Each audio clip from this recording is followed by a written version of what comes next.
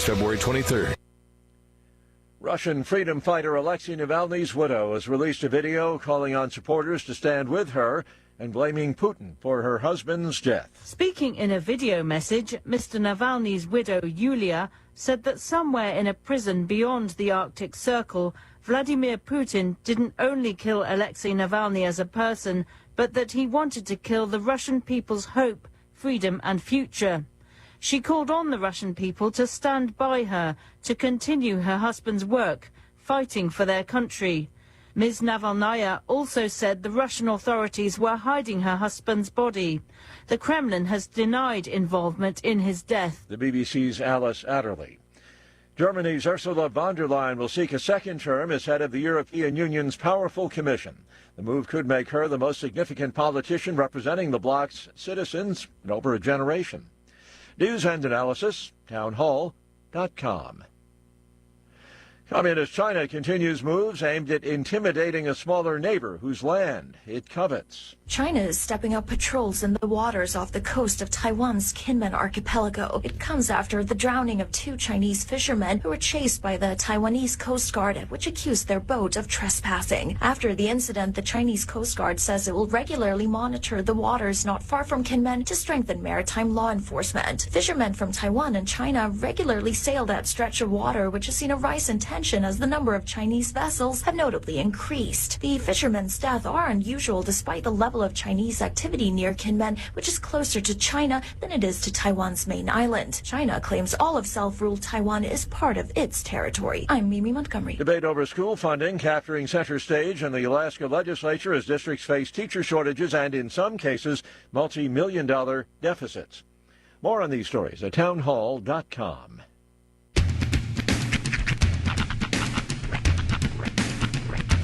What in the wide world of sports is going on here? I promise you, whatever scum did this, not one man in this force will rest for 1 minute until he's behind bars. Now let's grab a bite to eat. Yeah, come on. I feel the hot wind on my shoulder and the touch of a world that is older. I hit the switch and check the number. I leave it on and then I slumber. I hear the rhythm ringing through it. Flamenco guitar and cumbia music. I hear the talking of the DJ. The abolition, what does he say? I'm on a Mexican radio. I'm on a Mexican radio. Broadcasting live from high atop the J.P. White Building in downtown Roswell, New Mexico. It's Mornings with Mike Winters on 106.5 Roswell's Talk FM. Is that what I sound like when I talk? Now, here's your host, Mike Winters.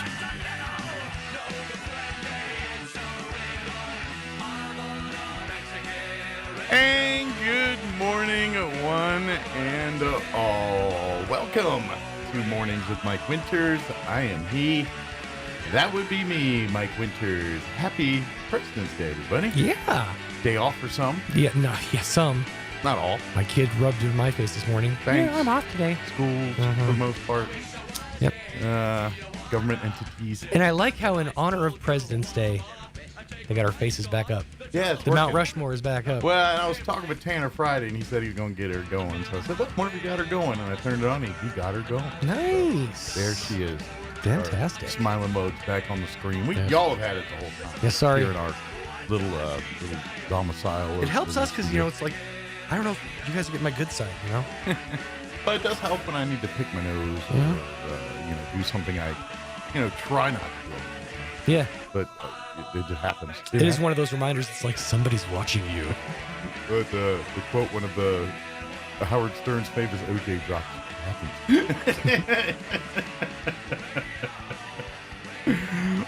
to this day, I'm still influenced by those, because people don't know who ever listen to the show. I'm a radiophile. I grew up listening to Howard Stern, and Sean and I both. We grew up listening to radio. You kind of have to be to have like a passion for this business. You kind of have to have grown up in it. Yeah, a little bit. And so I used to religiously, my alarm clock go off every day. It Stern's on. I'm listening to, till I have to be productive. Right. And And so I used to listen, but back around in the 90s there when the OJ trial and all the OJ hoopla was going on, he had these little drops of just OJ, and it was always one-liners like, look out, or it happens. It happens. Oh, what was I would love to. That was another one. That's one thing I wish we had is a board. Yeah. Because like this show would be so like would really knock up a notch if we could just every now and again have a drop. Yeah. And the other bit that got me every time was in the 80s and 90s. One of Howard Stern's sidekicks was a comedian named Jackie the Joke Man Martin. Probably his biggest hype of fame was I think he was the guy that ran the Penthouse joke page for a time in there in the 80s. I'm assuming they still have a joke page. I haven't cracked open one in years, but the oft-visited Penthouse joke page. Yes. So that was, but anyway, Jackie had a goofy laugh, and it kind of did this. It was almost like a Barney Rubble, Yogi Bear-esque type of laugh. And so, of Scooby even, the little Scooby in there. Right. But anyway, so they isolated that laugh, and of course Jackie was on the show. He was there in the room talking. And so they on every one of his Howard Stern show, like the last hour of the show is Robin Quivers doing the news, and she kind of reads the headlines and what's going on. And the most god-awful story they're talking about, 12 people were killed today. All of a sudden you hear, and it was so off-putting that it was so funny. There is... And then he'd yell at Jackie, oh, come on, Jackie, that's inappropriate. This is it. There's a video that floats around the internet of it's a group of people with the most unusual laughs in the world, but they're all on the same stage together. Okay. And the sound of them laughing makes Isn't the it other like ones some laugh. kind of TV show? It is, yeah. Yes, I saw this clip.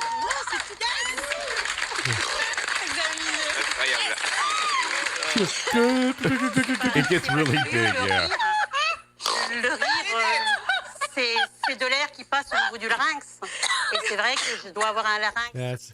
Yeah, I've seen that clip. Yeah, you kind of have to watch it. It does more justice watching it. This one girl goes... Because I think you need the visual. How is that even a laugh? I think you need the visual for the faces that go you with really the do. laughs. Because they're all looking at each other, and one person will laugh unusually, and that will trigger someone else's unusual laugh. It's fantastic. But yeah, I'm a sucker for those kind of laughs.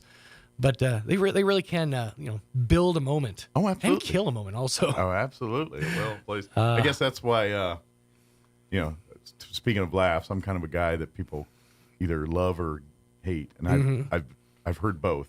And I'm not sure if the people that say it's just my laugh. I laugh. I can't help what that is. Oh, you're Dr. Hibbert. I love it. But people say I laugh too much, like on the radio and stuff. They say and that one. I mean, I get what you're saying, but it's an entertainment show. It's kind of. I say let the haters be your motivators. Oh, Walter Cronkite up here being a journalist. That's right. Maybe it's a little inappropriate, but I'm on your show, and I laugh. It's my personality. There you go. But some people love it, some people hate it. And I think the people that love it probably secretly hate it. They just want to be nice. So they're like, I really love your laugh. See, I don't think that's the case. I think it's because you do have one of those. See, I'm a person that if I get somebody's genuine laugh, like unique as however it is, that's when I know it's like, okay, I made them laugh. Right. So that's a badge, So yeah, look at it like that. I guess when I do it to myself, people don't like it. Well, you know what? This is, I say, I've argued before, this is how people like me, Mike, can make it through something like solitary confinement. If we ever got locked in a room for 24 hours and like to save our own, cognitive functions, we're just going to turn an episode of something on in our heads. Yeah. Just make ourselves laugh. And I'm a loner by nature. I don't get me wrong. I've been happily married, love my wife and all that stuff, but I'm one of those people that you can leave me to my own devices in a room by myself and I'll be fine. You don't need to babysit me or occupy me. I can find things to do or I figure myself. I'm quite comfortable by myself. So yeah, I'm good in my own head. Some people aren't though. You get in a room quiet by themselves and they get to their own thoughts or whatever and then things happen. But yeah, that's true. That is true. People sometimes should not be left to their own their own devices for sure. But yeah, getting back to the laugh thing, one of my favorite things, and probably one of the darkest things they ever did on O&A, because that's the weird thing about Mike and I. Mike was a Stern head. I was more Opie and Anthony. Yeah. Which, similar stories. But they used and to they kind of begat each other. They did. Really, yeah. They used to do the inappropriate laugh track. Like they would have run a news story, be talking about like some traumatic event, and then you just have the studio audience laughter. Oh yeah. That was one of my that would get me every single time.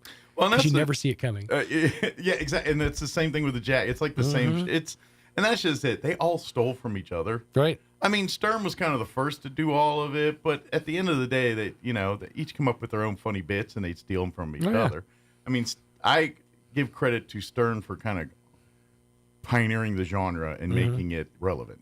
There was guys trying it. He was just the one that broke through and made it successful. And got, But when it comes to the ideas, I mean, the morning zoo shtick that started in the 80s, which really was begotten from your Sterns and these guys, it's every town you go to, honk for cash or whatever stupid gimmicks and That's tricks true, that but they it also sort of lends itself to what I've argued kind of took over the zoo crew, which is just the morning hang. Yeah. That sort of became the new thing. It's like people want to listen because they want to, be a part of the hang. Well, and that's what begat the podcast. Yeah. Like everyone that's doing their podcast out there. You're welcome. You can thank your O&As and your Howard Sterns for doing that long-form interview style, which I'm not going to lie, I patterned this show a little bit. I've never been the one that wants to do the 5-minute interview and in and out next, out next. I want to sit and talk a little bit, even if it's about something that is breathe a little bit.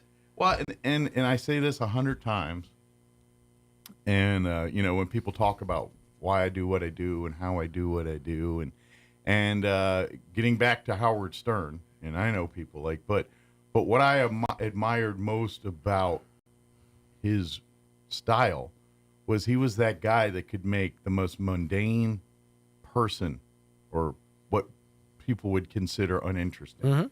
Talk to him for 5 minutes, and you're riveted to that conversation. Like he literally would take the janitor at the building and sit there for 10 minutes and talk to the janitor, and you're like, this was the coolest conversation I've heard.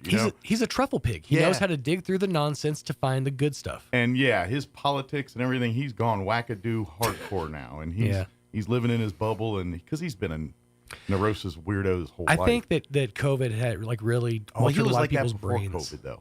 He was always a neurotic germ bag. But I mean, like having that isolation and not having anybody to like talk you down. Yeah, Stern is a huge internal guy. He's an introvert. He's not. He's talking, interviewing, he's got those skills, but when he's not in front of that microphone, he wants nothing to do with people and things. He wants to be. That's probably my guess. I would assume. Or somebody calling to tell us to shut up. Get on with it. No. But and so he's a wackadoo. I mean, that's just it. But when he was hungry and when he was a DJ and he was doing that, to me, and to this day, I don't listen to him no more, but I still admire for what he did. It's equal parts upsetting, but also like telling that you look at all the shock jocks from back in the day. Yeah. They've all sort of lost their mind. Like, Greg Opie Hughes is off doing his like podcast for 8 people where he like talks craft beer. Anthony Cumia is up in his tower where he has like stockpiles of guns and he's completely red pilled. It's like every single one of them eventually just loses their mind. Well, it takes a certain mindset to do this job, to do that.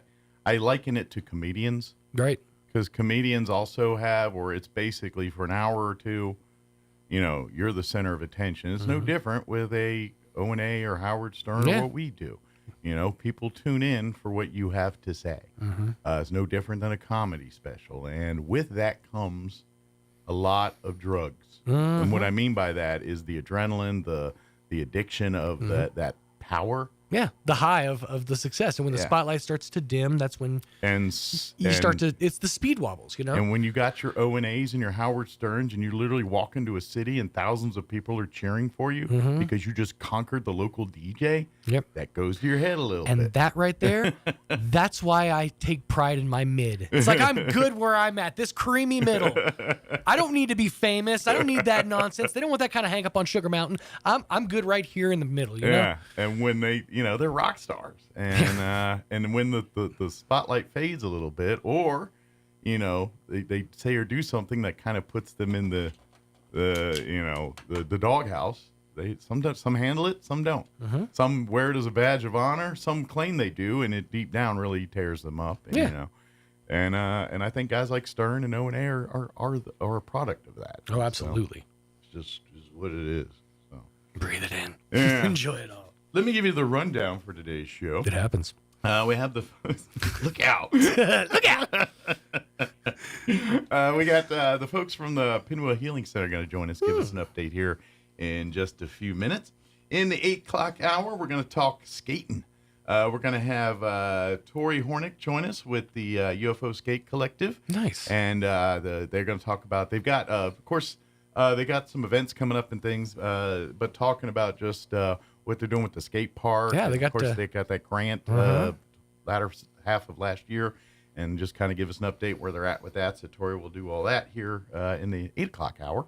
And then in the 9 o'clock hour, about 9:15, we'll have Amy McVeigh-Tejas with the Historical Society for Southeast New Mexico. Join us, give us an update there, including tomorrow.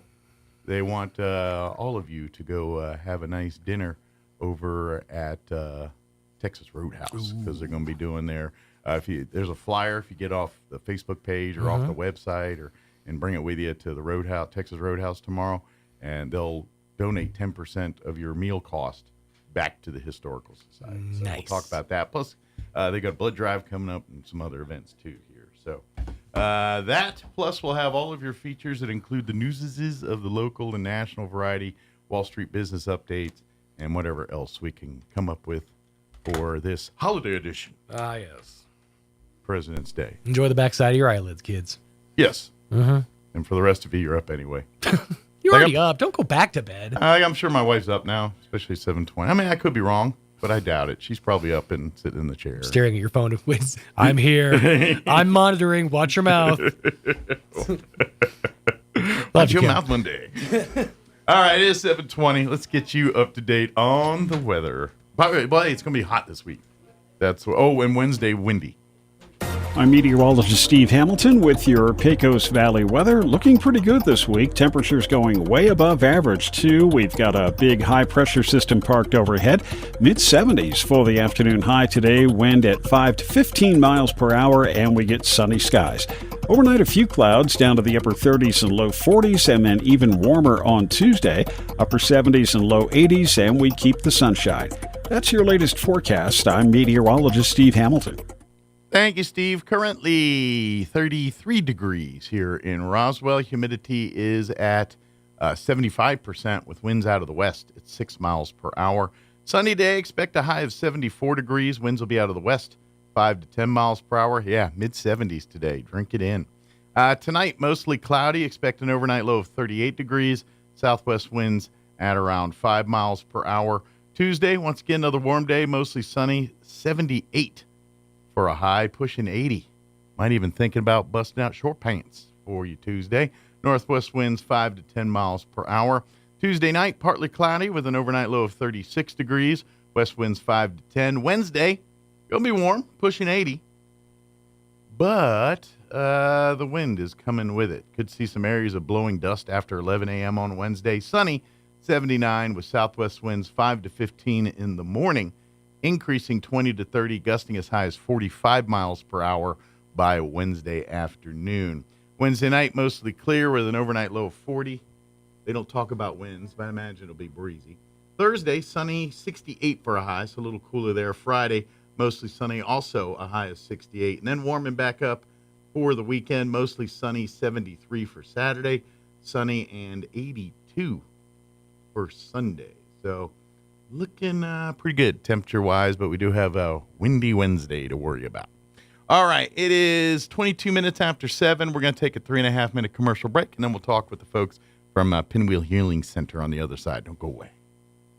Good morning, this is Smiley Wooten at the Roswell Livestock Auction. A big February run this week with a nice selection of all classes of cattle, especially high-quality wean, native calves, light yearlings, bred cows. We expect to sell 1,850 head.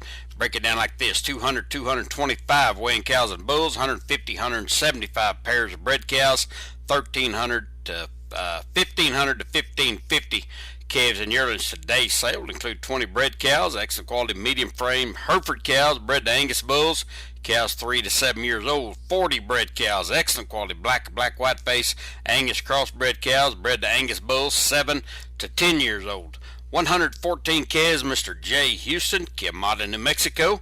Excellent quality black white face Angus crossbred calves, cattle wean 100 plus days, 3 rounds of shots, right off of cake and grass, 475, 600 pounds. 71 calves, Mayfield Ranch, Cornudas, Texas.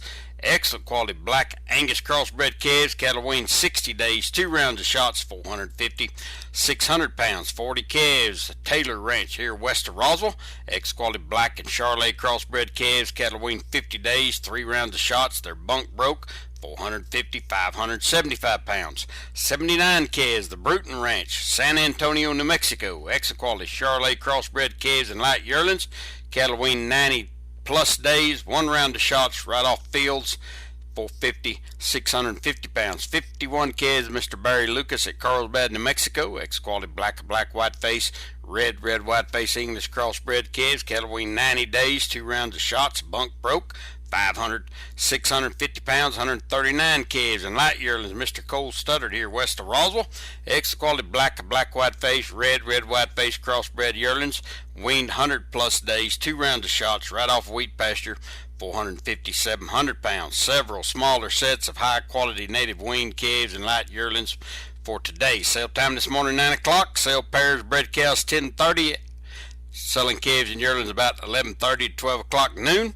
We expect to sell 1,850 head here today. This is Smiley Wooten, Roswell Livestock Auction. So what do love and onions have in common? Well, they both can make you cry, and both are on our mind right now. Hi, this is Jim Gill from Roswell Seed Company. February is a time for roses and chocolate kisses, but it's also time to plant onions. Yeah, I know, you were wondering, where is he going with this? Growing your own onions is easy and fun, and we have everything you need to get started. So when you think of love, think of onion. Just be sure and bring along a few breath mint. Yes, dear.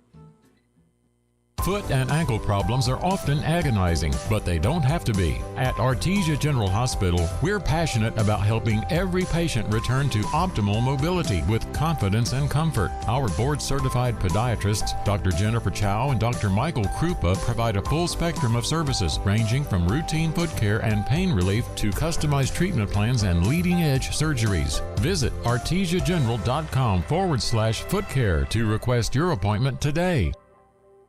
Attention high school students and parents. ENMU Open House Spring Preview Day is Saturday, March 23rd. Future Greyhounds can get information about admission and scholarships, meet with the faculty to talk about potential majors, get a specialized campus tour, and win great prizes, including a $500 scholarship.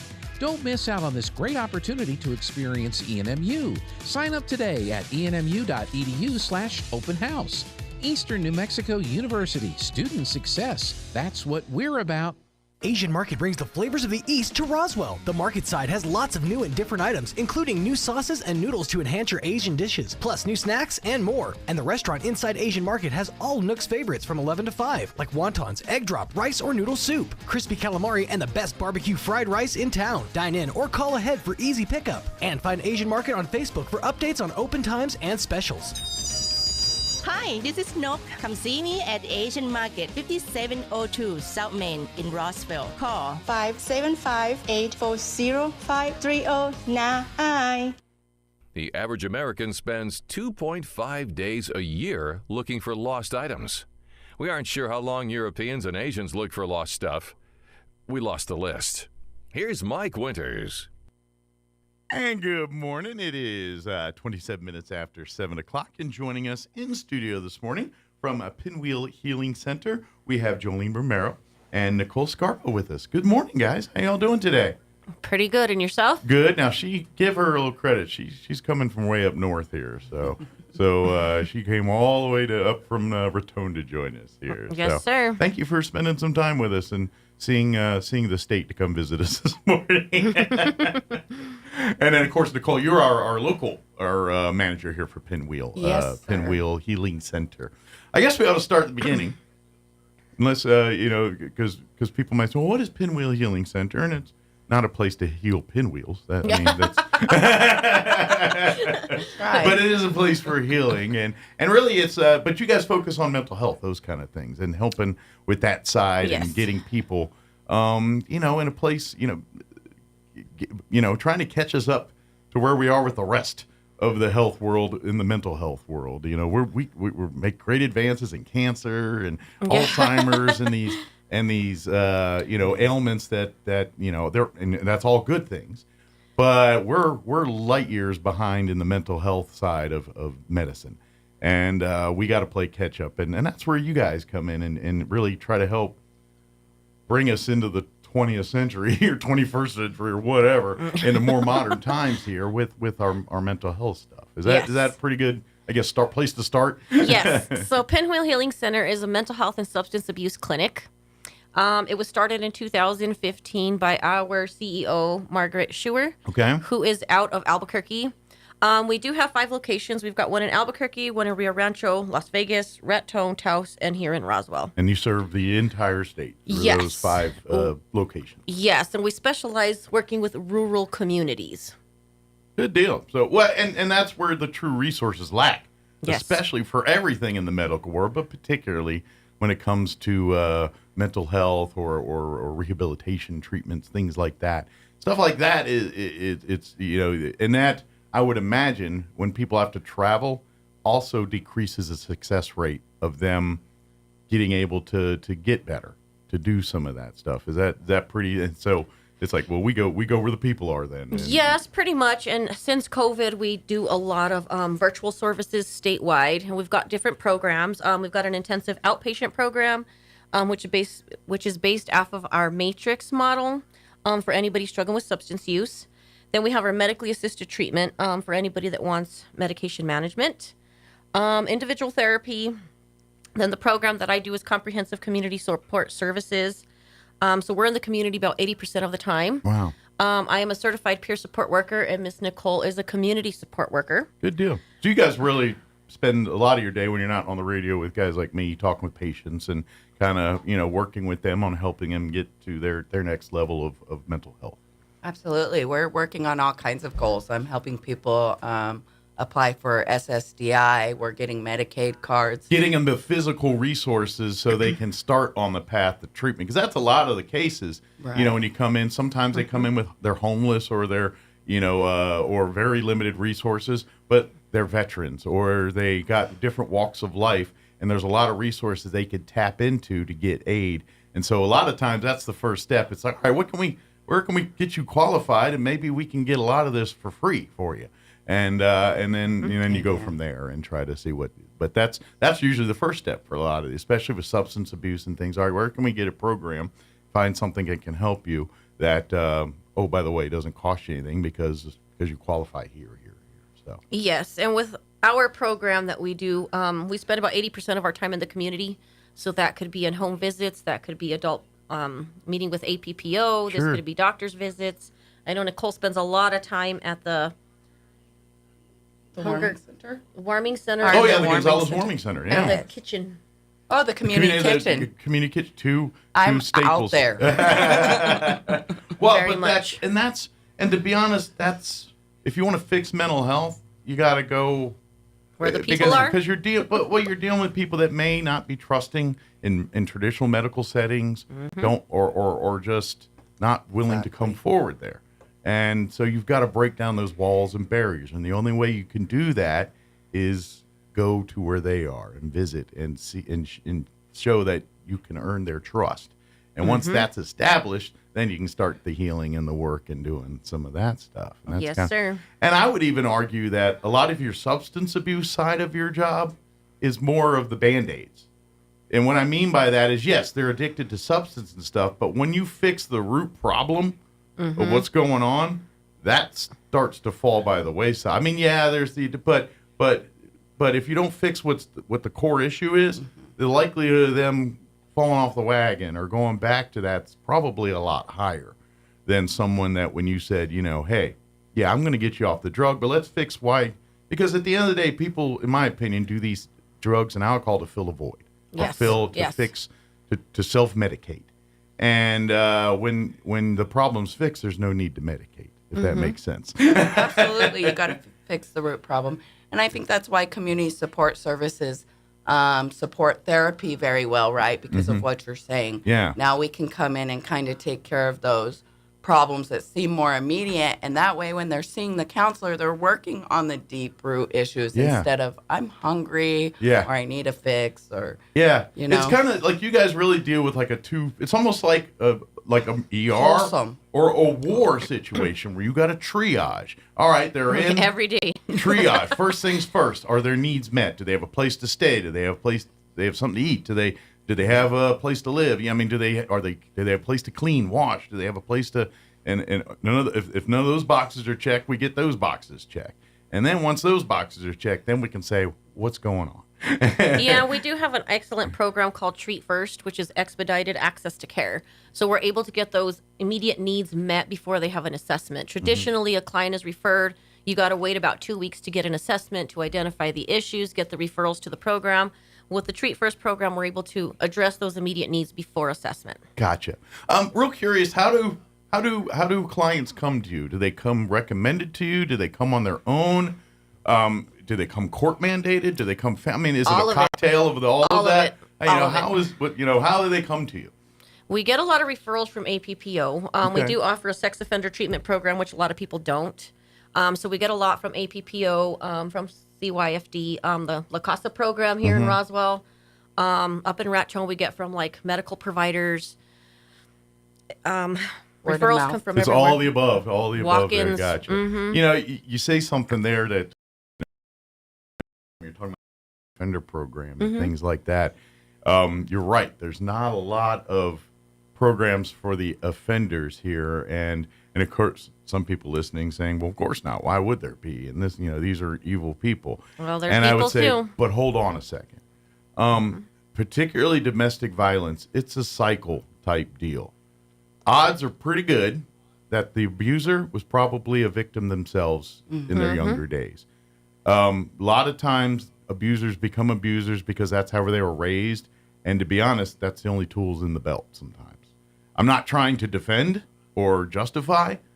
However, if all you know is what you know, and once you're shown, does that make you a bad person, or does that make you an ignorant person or an uneducated person? And then there's a difference. Yes. And that's where, and once they realize, oh, this is not how you raise people, or this is not how you interact with loved ones and things. Once they get it, then they're fine, or not all the time. I'm just saying. And so what you're saying is there's we as a society, and I get it. You get a sex offender or a domestic violence offender, and we're all ready to wash our hands of them. And I get that. I get that feeling because the anger, the emotion that comes there. But it's not as black and white as you think sometimes. No. And that's why, it's so great that there is the offender program. I know another great organization here, the Roswell Refuge, that's their domestic violence. They have a home here for, it's anybody, but it's mostly ladies that are there. But they also have a class for the offenders and things too. So they can do that. So it's a great tool and it's voluntary as much as it is mandate. If you were raised in the environment of domestic violence and you having anger issues and things, but you don't necessarily react on that, maybe you should go to one of these classes too. Just because you haven't done anything to warrant getting arrested or doing something dumb doesn't mean that if you don't know, you don't know. And sometimes just being in a room and seeing how it works is enough to say, maybe what I grew up with is not the right way to do this. But that's, you deal with a lot of that there. So I didn't want to drag into that, but I just kind of want to touch, we kind of just glassed real quick. That's an important thing because it really is. If you want to break the cycle of domestic violence, you got to come at it from all angles. You can't You can't, we've done so much to bring it out of the shadows. Yes. The last 30 years, it was kind of none of my business. We don't live in that world anymore. At all. But we still don't know what to do necessarily. And so this is part of that treatment. It's part of that, you gotta break it down. And why is it happening? Yeah. It's a cycle. And you got to fix the victim and the accuser as well to break that. Yeah, we need to improve our community and our relationships, right? People need to understand that they don't have to like or condone this person, but they're definitely going to want them in good mental health as well, right? Absolutely. That's benefiting everyone. And if it's a family relationship or a spouse thing, we always talk about getting out and separating those situations. But if there's true healing here, and it's a mom and a daughter, or whatever, or dad and child or spouse. I mean, if there's a chance to fix that, that's not bad. We also have seeking safety classes, Okay. which touch on a lot of that healthy relationships and boundaries and coming out of domestic violence relationships. And working with that stuff. And and that's another side of this too. The victims aren't always as ready to break free from that situation, because if that's all you know, and it's a power thing. And generally the abusers are very good at making you rely on them for all of their needs. And that's a powerful tool to keep the person they're abusing under their control. And for people that have been dealing with years and years of abuse, that affects your psyche. You build walls, you build your own defenses and things like that. And to get a victim to kind of break away and realize that they need help, you have to chip at that wall to earn their trust. Definitely. And so it's a complicated dance of getting people to trust and things like that. But once you make headway, it's great. But that's where we're at. And that's where you guys can help with some of that too, with some of these programs. Yeah, we've got a lot of different groups that we've started too. Nicole just started a sober living group. In person.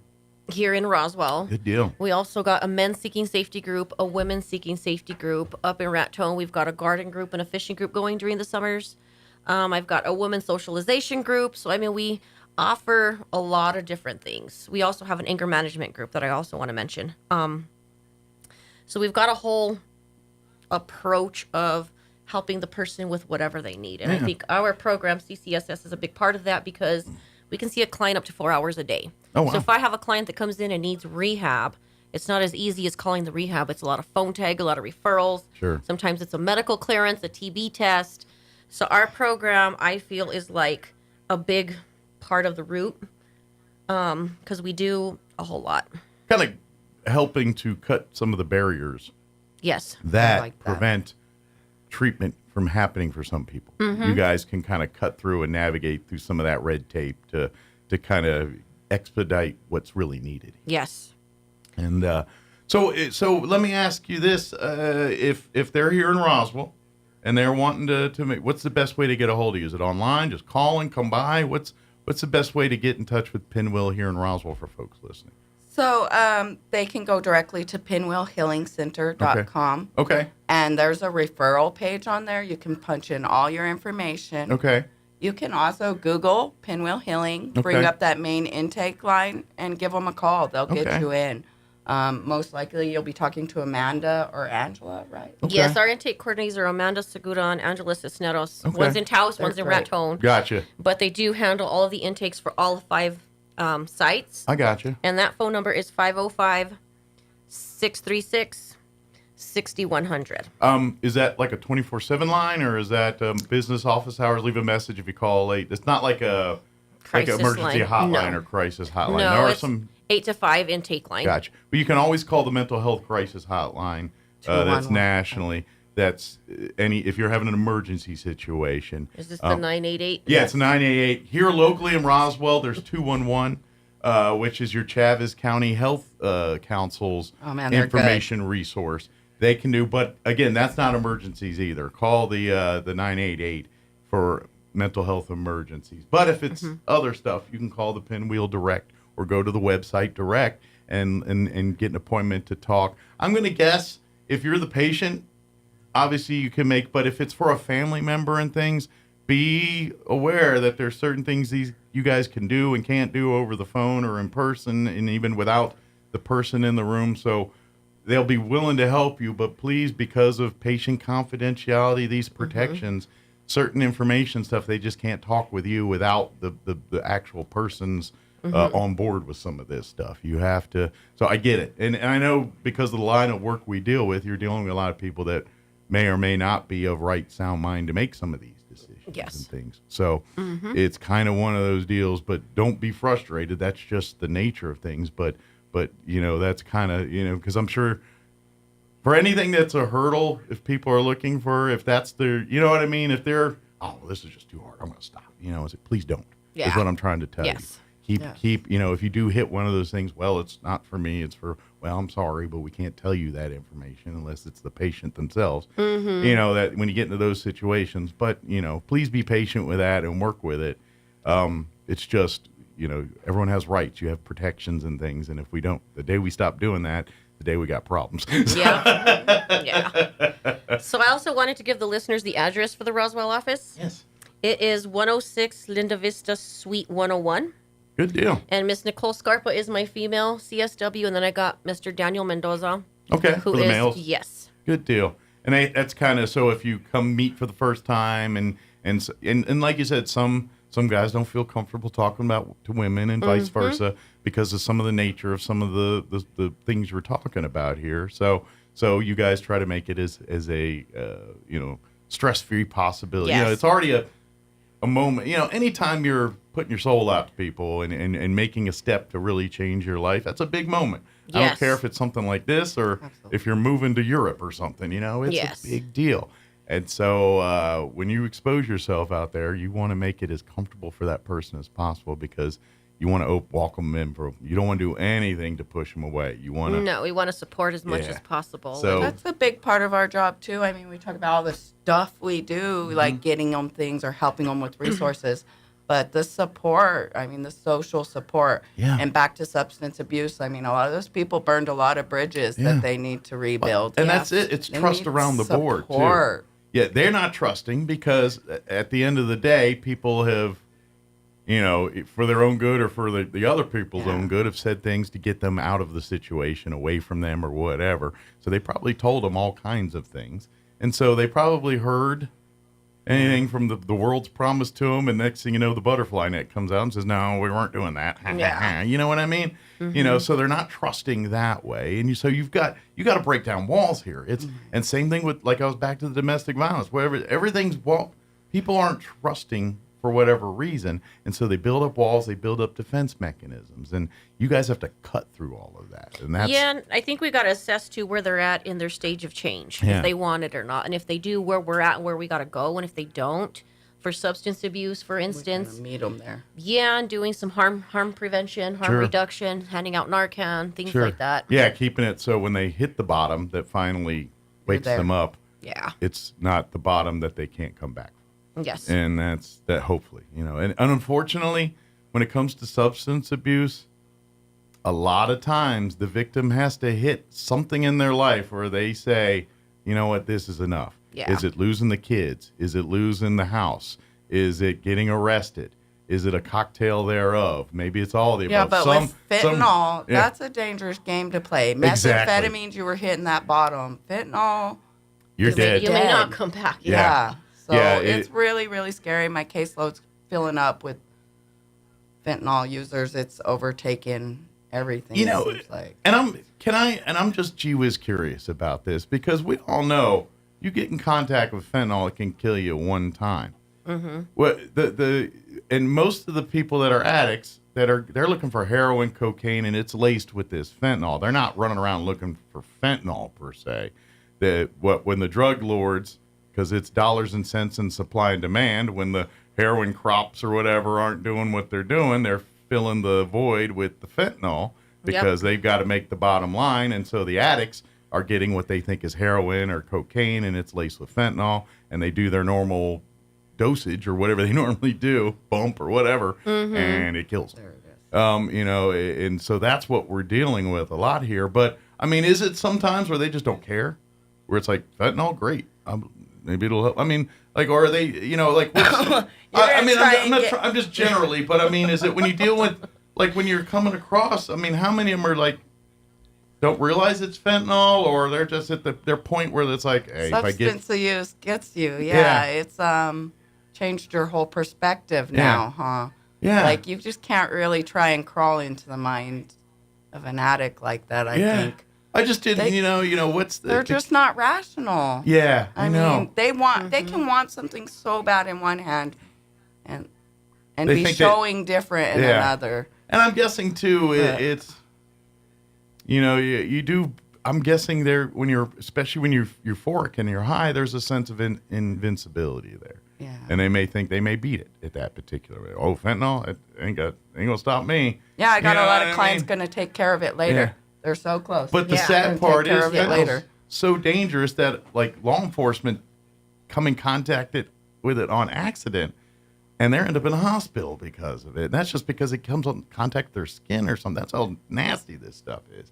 And imagine ingesting that, what it does, or we haven't consuming even it in some talked way. about xylazine, which I is was the just new going to lace. say that. We haven't even gotten to the trank And stuff what's that yet. one? Is that one that's kind of a newer? I'm sorry, I'm not up on my drugs. With. So people have probably seen TikTok videos of people dancing like zombies or jerking, skin rotting away. That's part of this. This is xylazine, and It's a horse tranquilizer to make. Good Lord. What is than fentanyl. Sorry, I'm losing my words here. Wow. Yeah, I mean, they're coming with worse and worse stuff. I've been 10 years clean off heroin, and I always thought that was the worst drug there ever was to do. Right. It was and for now a long I time. feel so lucky that I'm not like, in this synthetic age. It's not a good age to be an addict, and you do want to get clean. Sure. Come to us, we'll help you. Sure. Just curious, and you don't want to talk about, but because of your background, does it allow you to make more headway with folks? Like are you, because you've in essence walked the shoes a little bit, does that allow you to get more headway where someone who has not maybe couldn't get through to them? I absolutely believe so. That's why we're peer support workers, right? Yeah. But yeah. I know for you the passion's higher because of it. Because you've been there, you've walked the path, you're here, you've seen both sides of this. And so for me, this isn't a job, it's your life. Absolutely. You know what I mean? live this. I mean, I'm a leader with many hands on my own time. I started that group. And then I also work with the warming. Yes. My passion is to help our community and help the people in our community that need help because life is so hard. Sure. And ever since COVID, I feel like everyone has PTSD. I'm not allowed to diagnose. But come on, guys. We are all going through it. And I just want to be one of those people out there helping. But to be honest, I don't think we fix it without people like you. Yes. Because I don't think you're not going to get the trust from people that have never walked those shoes. You're like, oh, that's wonderful. Get off drugs. Sure. Let me knock that out. And while I'm doing it, I'll go ahead and solve world peace while I'm at it. Yeah. You know what I mean? Well, the magic wand, huh? You know what I mean? But someone who said, you know what? No. I've had nights where I didn't know where I was going to eat or sleep or no. All I cared about was my fix. Yeah. I didn't care who did what to whom, to where, to when, or how. As long as I got my fix, yep. Life is good. I've been there. Mm-hmm. And unless you've been there, it's hard to crack the armor of someone who's there. Definitely. And make headway. Clients will see that too. They'll see it. Yeah, they'll I've sniff you never out. struggled with substance use. Just sit there and talk to them. It's like you don't know what withdrawal's like. You don't know what it's like. Yeah. You haven't spent So- days of sick and being sick and exactly until you and so I think the only way we fix this is to have the success stories be the warriors to grab the next people to be the ones that say, you know what, they're not wrong. I was where you were at, and I'm so much better now. Definitely. And both of the people that I have here in Roswell, Miss Nicole and Daniel, are both recovered.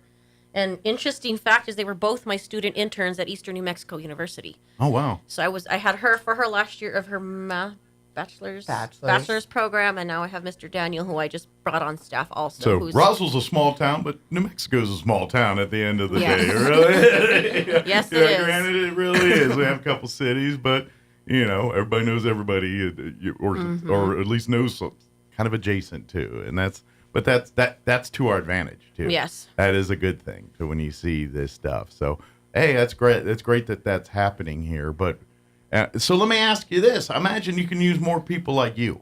I was fixing to say, not only can I help people, get sober, but after sobriety, you're still recovering. Everyone knows this. We're healing way into it. I would imagine part of your job and helping people is also part of your own recovery. Absolutely, yes. 110%. You're filling that void as well too. There, you've got holes and things that you were trying to fill, and now you filled those, but you're filling them with the good things, the love, the humanity, the people, the things in life that you care about, in those things. And definitely, I think a big part of my personal staff is I enjoy hiring people that have integrity. Mm-hmm.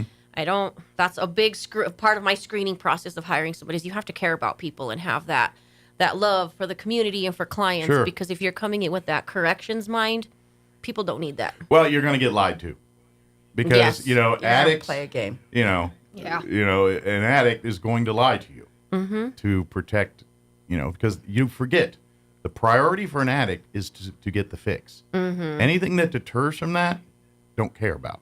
It's a side thing. Yeah, I sure wouldn't want to mess up my family relationship, but if that's what's got to happen to get my fix, then that's what's going to happen. I'm glad that you mentioned that family relationship. So I'm looking at hiring a new girl in Raton who has some certification working with family members of addicts. Okay. So that's something that I want to look at bringing as her starting a group with those family members. Well, and it's hard to, support. And that's the huge part in success or failure in these things, because you got to balance it, because you've got the one side where there's the families that enable, and then you have to not, but you can't, at some point you gotta take away and well, the family's going through it with them, exactly. So and they need some their are own fed support. up and ready to do it. Others like, no, that's my family. I'm never going to let them, you know what I mean? And it's a fine line. But at the end of the day, for an addict to hit a bottom, they've got to feel like there's no other place to turn. Yep. And if you're enabling, you're giving, you're not letting them hit bottom. Mm-hmm. And so it's a double-edged sword, because it's the hardest thing to see a loved one fail, but it's harder to not enable. It's harder to than not to people step think. in and save the day. Yeah. And so you're right. It's an education for the family as well, because you get it. You love them very much, but at the same time, you also got to reel them in for when they've hit the other point where they've washed their hands. Yes, and it's like, sir. no. I get it. Play that up now, but the moment there's progress, you bring them in with open arms. Yep. Man. You know what I mean? And so you got to deal with all that kind of stuff. So that's the dance. We always focus on the addict or the person struggling with mental health, but the family goes through it too. Absolutely. So. And that's the key ingredient in success or failure. A lot of times, this is whether, the family support, but you got to support the right way, not the wrong way. And if it's not done right, you could do more harm than good. And that's, but again, this is the process. And if you were dealing with any of this, if you've got a family member that's struggling, and it doesn't have to be substance abuse, anything. If life's just mental health issues, things aren't, this is what this is here for. Let's sit down. Let's see what's going on, and let's see what we can do to get it back on the right track. And if there's things that we cannot address, that's why it's important to build those community relationships so we can refer them to the right outlet that they need. And part of it too is building the process to deal with problems. Every life is full of problems. If life was easy, man, we all be. It's gonna keep coming. It's gonna be hard. Always and something. that's what I think is a lot of what you do. It's not so much solve problems for people. It's to give them the tools so when the problems happen, they can deal and work with those problems in a healthy way, not in an unhealthy way. Yes. And once that happens, then success is there, because. Right. And to build those support systems, we're not there just to be their support. Sure. While we're working, we're going to create their support system that can then go with them. Absolutely. And paying it forward is another thing. When there's a lot of power when you've stumbled and you've gotten better, and then you're able to show someone else who stumbled, this is what I did. And then, back to your recovery, when you're able to share your success and help others get success because of what you learned, that is so much a cementing and deal into your own health and recovery. So I just saw the time we're about to get kicked off for news here. But again, give out the website and everything. We got that one's yours. I'm going over this here. One's staring at 505-636-6100. You can reach me personally to Nicole Scarpa at 575-317-6670. Very good. And please call, even if it's just to talk and see what's available. Let's start that process. Again, I want to mention you're in control, but you're the person who's deciding what's going to happen next. Mm-hmm. They're going to help you and guide you, but at the end of the day, you're the one to decide where it goes next here. Yeah. Did we get it all? Yeah, 211 can find us too. 211 is an excellent resource for anything health related in Roswell. If you're looking for a doctor, if you're looking for resources, if you're looking how to navigate Department of Health documents, they can do all that stuff for you. So. Yes, sir. Well, thank you very much, and safe travels back north. Thank you. All right. It is 7:58. Quick break before news. Don't go away. Hi, this is Melanie from Glenn's Furniture, and I want to tell you about our store-wide sale happening now. All items in every department are on sale. Upgrade your living space with power reclining sofas and love seats or beautiful sectionals with charging ports. Create ambience with amazing table and floor lamps. Get that long-awaited restful night's sleep with a new Serta mattress. Every department is on sale from our existing prices. So come down to Glenn's Furniture on the corner of Union and Alameda, where delivery is free since 1953. Roswell Livestock and Farm Supply is your one-stop shop for farm and ranch supplies in southeastern New Mexico, with a friendly, knowledgeable team that can help you find the answer to your problems with brands you know, including Preferred, Pearson, Purina, High Pro Feeds, Ariat, Wrangler, Cinch, Justin Boots, and more. Roswell Livestock and Farm Supply are proud supporters of area sports, 4-H, FFA, and the farmers and ranchers of tomorrow. Open Monday through Friday, 7 a.m. to 5:30 p.m., Saturdays 7 a.m. to 5 p.m. at 1105 East 2nd in Roswell. Roswell Livestock and Farm Supply, family owned for more than 50 years. If you're missing a tooth or several teeth, a dental implant may be the ultimate solution. Implants look and feel so much like real teeth that you probably forget you have an implant. Maupin and Brown Dentistry is one of New Mexico's most experienced implant providers, with literally thousands of implant patients who are absolutely delighted with the results. Call Maupin and Brown today for an evaluation. You'll be surprised how affordable implants can be. Maupin and Brown, your choice for experienced, state-of-the-art dentistry. So what do love and onions have in common? Well, they both can make you cry, and both are on our mind right now. Hi, this is Jim Gill from Roswell Seed Company. February is a time for roses and chocolate kisses, but it's also time to plant onion. Yeah, I know, you were wondering, where is he going with this?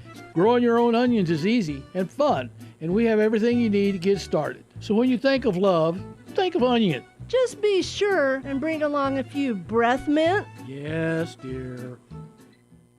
That some Palestinians in Gaza may find themselves having to seek refuge outside the Gaza Strip, possibly in this walled enclosure that the Egyptians are building nearby on their side of the border. Historic hearings have opened at the United Nations top court into the legality of Israel's control of the West Bank, the Gaza Strip, and annexed East Jerusalem. The International Court of Justice has been asked by the UN General Assembly to issue a non-binding opinion on the activities of Israel. In suburban Minneapolis, 2 police officers and a paramedic have been killed while answering a domestic dispute call in Burnsville, Minnesota. 2 residents in the 12,600 block of 33rd Avenue South on a report of a domestic situation where a man was reported to be armed and barricaded with family members in the home. Drew Evans with the Minnesota Bureau of Criminal Apprehension speaking with KMSP-TV. The suspect also died. All others inside the house managed to exit without incident. A shooting early today at a Waffle House in Indianapolis has killed a woman, 5 other people wounded. Apparently a fight between 2 groups of people led to the gunfire. No arrests. More on these stories at townhall.com. Here's an important message from the Diabetes Solution Center. Do you like pricking your fingers to test your blood sugar levels? No one does, but it's important to maintain your health. And now, by wearing a small remote device called a continuous glucose monitor, or CGM, you don't need to prick your fingers anymore. It's easy to use and helps you make more accurate diabetes treatment decisions. If you are testing your blood sugar 3 or more times daily, injecting insulin, or using an insulin pump, call the Diabetes Solution Center right now. And if you have Medicare or most major insurance coverage, you may be able to get a new CGM at little to no out-of-pocket cost. Shipping is free, and we'll even bill your insurance company for you. If you are testing your blood sugar 3 or more times daily, injecting insulin, or using an insulin pump, call the Diabetes Solution Center right now to learn how to end the painful finger sticks and get your own continuous glucose monitor, or CGM, at little to no out-of-pocket cost. Ongoing battles between warring tribes have left at least 26 people dead in a remote island nation in the Southwest Pacific. The police say this could be the largest massacre in Papua New Guinea's highlands in recent history. Graphic images have emerged of the bodies of dozens of men being loaded onto trucks. The victims were reportedly ambushed as they prepared to attack a neighbouring tribe. Communal violence in parts of Papua New Guinea is common. It's often triggered by disputes over land, natural resources and other grievances, including election results. The BBC's Phil Mercer. Authorities in Rwanda have rejected U.S. calls for the withdrawal of troops and missile systems from eastern Congo, saying they're defending Rwandan territory as Congo carries out a dramatic military buildup near the border. The State Department criticizing the worsening violence caused by a group known as M23. Townhall.com. It's a time to remember and reflect in Southern California. Thousands who were incarcerated on U.S. soil during World War II are now being commemorated at the Japanese-American National Museum in L.A. A book called The Iri-Icho lists the names of more than 125,000 people detained in the camps nationwide. It will be on display at the museum until December 1st. The project was conceived by a team of researchers at the University of Southern California and took more than 3 years to complete. Jason Walker reporting. Some U.S. lawmakers waving a red flag about what they see as America's failure to compete with China in biotechnology. They're warning of risks to U.S. national security as well as commercial interests. Biotech, one of the next big things, promising to revolutionize everyday life. More on these stories at townhall.com.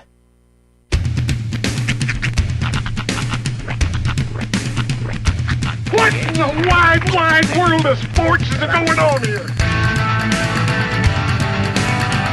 I promise you, whatever scum did this, not one man on this force will rest for 1 minute until he's behind bars. Now let's grab a bite to eat. Yeah, come on. I feel the hot wind on my shoulder and the touch of a world that is older. I hit the switch and check the number. I leave it on and then I slumber. I hear the rhythm ringing through it. Flamenco guitar and cumbia music. I hear the talking of the DJ. The travel listen, what does he say? I'm on a Mexican radio. I'm on a Mexican radio. Broadcasting live from high atop the J.P. White Building in downtown Roswell, New Mexico. It's Mornings with Mike Winters on 106.5 Roswell's Talk FM. Is that what I sound like when I talk? Now, here's your host, Mike Winters. And good morning. It is 6 minutes after 8 o'clock.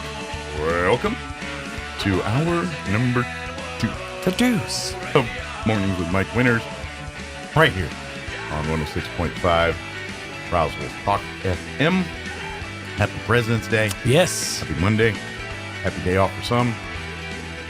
Not a day off. For some reason, and I think it's because I'm left-handed. My instinct is to automatically raise the left, but I was like, nope. It's the right. I know what it is. It's just instinctually, I just go with left. Go with southeast. They always say this is what I hear. They say that the salute comes from the times of the knights, and it's a raising the visor. That makes sense. That's what I've been told. Right. don't know if that's 100% accurate, but that's what kind of I like to think it comes the from stories come from. I like to think it comes from the days of the Old West cowboy, when they would doff the cap. It's them saying, "My officer, my lieutenant." Well, and I also know that there's each country's in the way they salute. Like the United States salutes. Yeah, it's slightly forward to the, that's like because that. they claim we haven't lost a war. Oh. But once you have, you Really? turn it It's this? to See, the palm I've out. seen this a lot. Oh yeah, go watch I see This is common in real like visual, World by War the way. One and World War II movies. You'll see like the British or they do that with the palm out. I see. See, I didn't know. That's what I've been told. I don't know that much. I don't know for 100%. It's a complicated dance, the military. It really is. I've There's just a lot heard that, and I've never cared enough to really dig and research it. So Well, you're probably pretty spot on. I mean, yeah. I I mean, would well, say. it's probably like that much accurate with a bunch of that much inaccurate. Mhm. It's like, yeah, well, but does this with it's a scoop or something. But anyway, happy President's Day. Yes. Welcome to it. Don't put your trash out if it's supposed to. Move it back a day. Yeah, especially because with the winds we've got over the weekend and this week that we're supposed to get. I think Wednesdays are bad Wednesdays. I've seen a lot of overturned trash cans in this town. Yeah. A lot of the rollouts that have rolled on out into the street. Rolled out the trash. They've really rolled out. Yeah. Oh, Roy. Ladies I and wanted to gentlemen, tell you. Roy. Yes. Over the weekend, I watched almost half of the first Doom movie. Oh, really? I almost watched half of the first Doom movie. Wow. Conscious? Yeah. Friday night. The 1984 version. No. The new one. The one that, not Dune 2 that's about Oh, to come yeah, out. The part remake. one. The reboot. Yeah. The remake. okay. It's on Netflix for a limited time. I actually did watch that and made it through, I'm pretty sure, most of it. I tried to watch the 1984 version like 3 times, and that thing That's puts tough. me to sleep That every is tough. time. And so the reboot Dune came out. I'm like, yeah, I'm not going down that. But Roy kept chinking away at the armor a little bit, kind of saying it's a good movie. And so Friday night, It's a lot simpler than the David Lynch version. Yeah. It's which is no longer the David Lynch version. So I watched the latest episode of Masters of the Air, and I was like, I'm not ready to go to bed yet. But I was like, you know what? Let me check out this, see if I can find the Dune movie. And sure enough, there it was on Netflix. I thought maybe it was going to HBO, but I couldn't find it. Really? It was on Netflix? It was on Netflix. It's leaving like the 25th or something. So I got to hurry up and finish it. Sure. Time is of the essence. And so it was like 10:30 Friday night. I said, I'm going to start watching this Dune movie.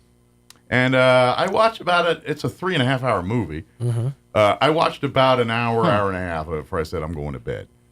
But I was into the hour and a half of it. You know, to me, it does a lot better of a job, this one, of actually telling the origin story and kind of explaining who everybody is and what everybody's role is in the story. Well, the impression I've gotten from watching the first hour and a half, it's Star Wars meets Game of Thrones.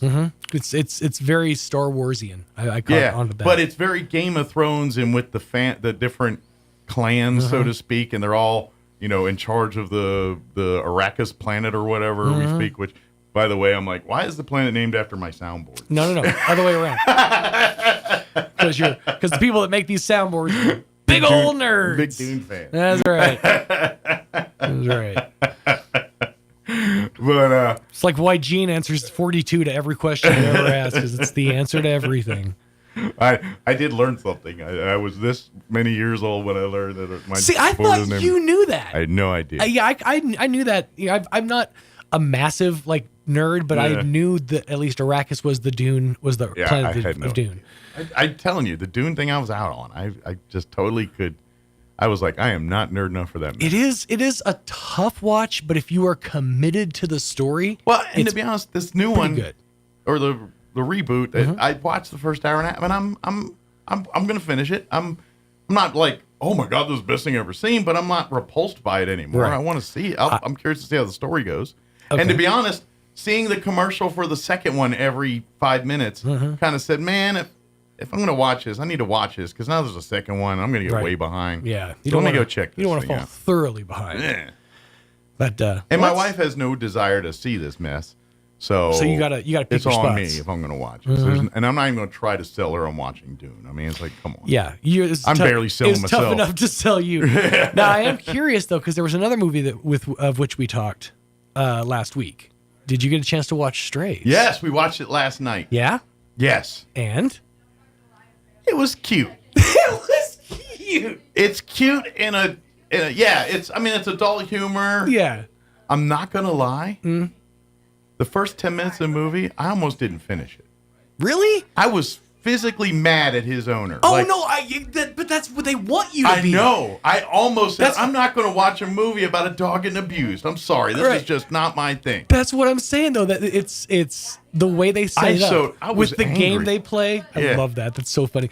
But then once his mind gets turned, once the dog mind gets turned, then it's the payoff is just it's chef's kiss. Yeah. It's beautiful. It was funny. It's a funny movie.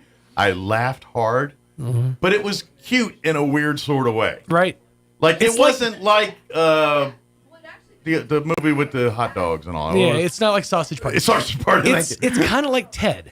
Yeah. It had heart. Yes. It is produced by, is McFarlane in it, or is it other people that did Ted? I think I'm not sure who Because did they touted in the thing from the producers of Ted.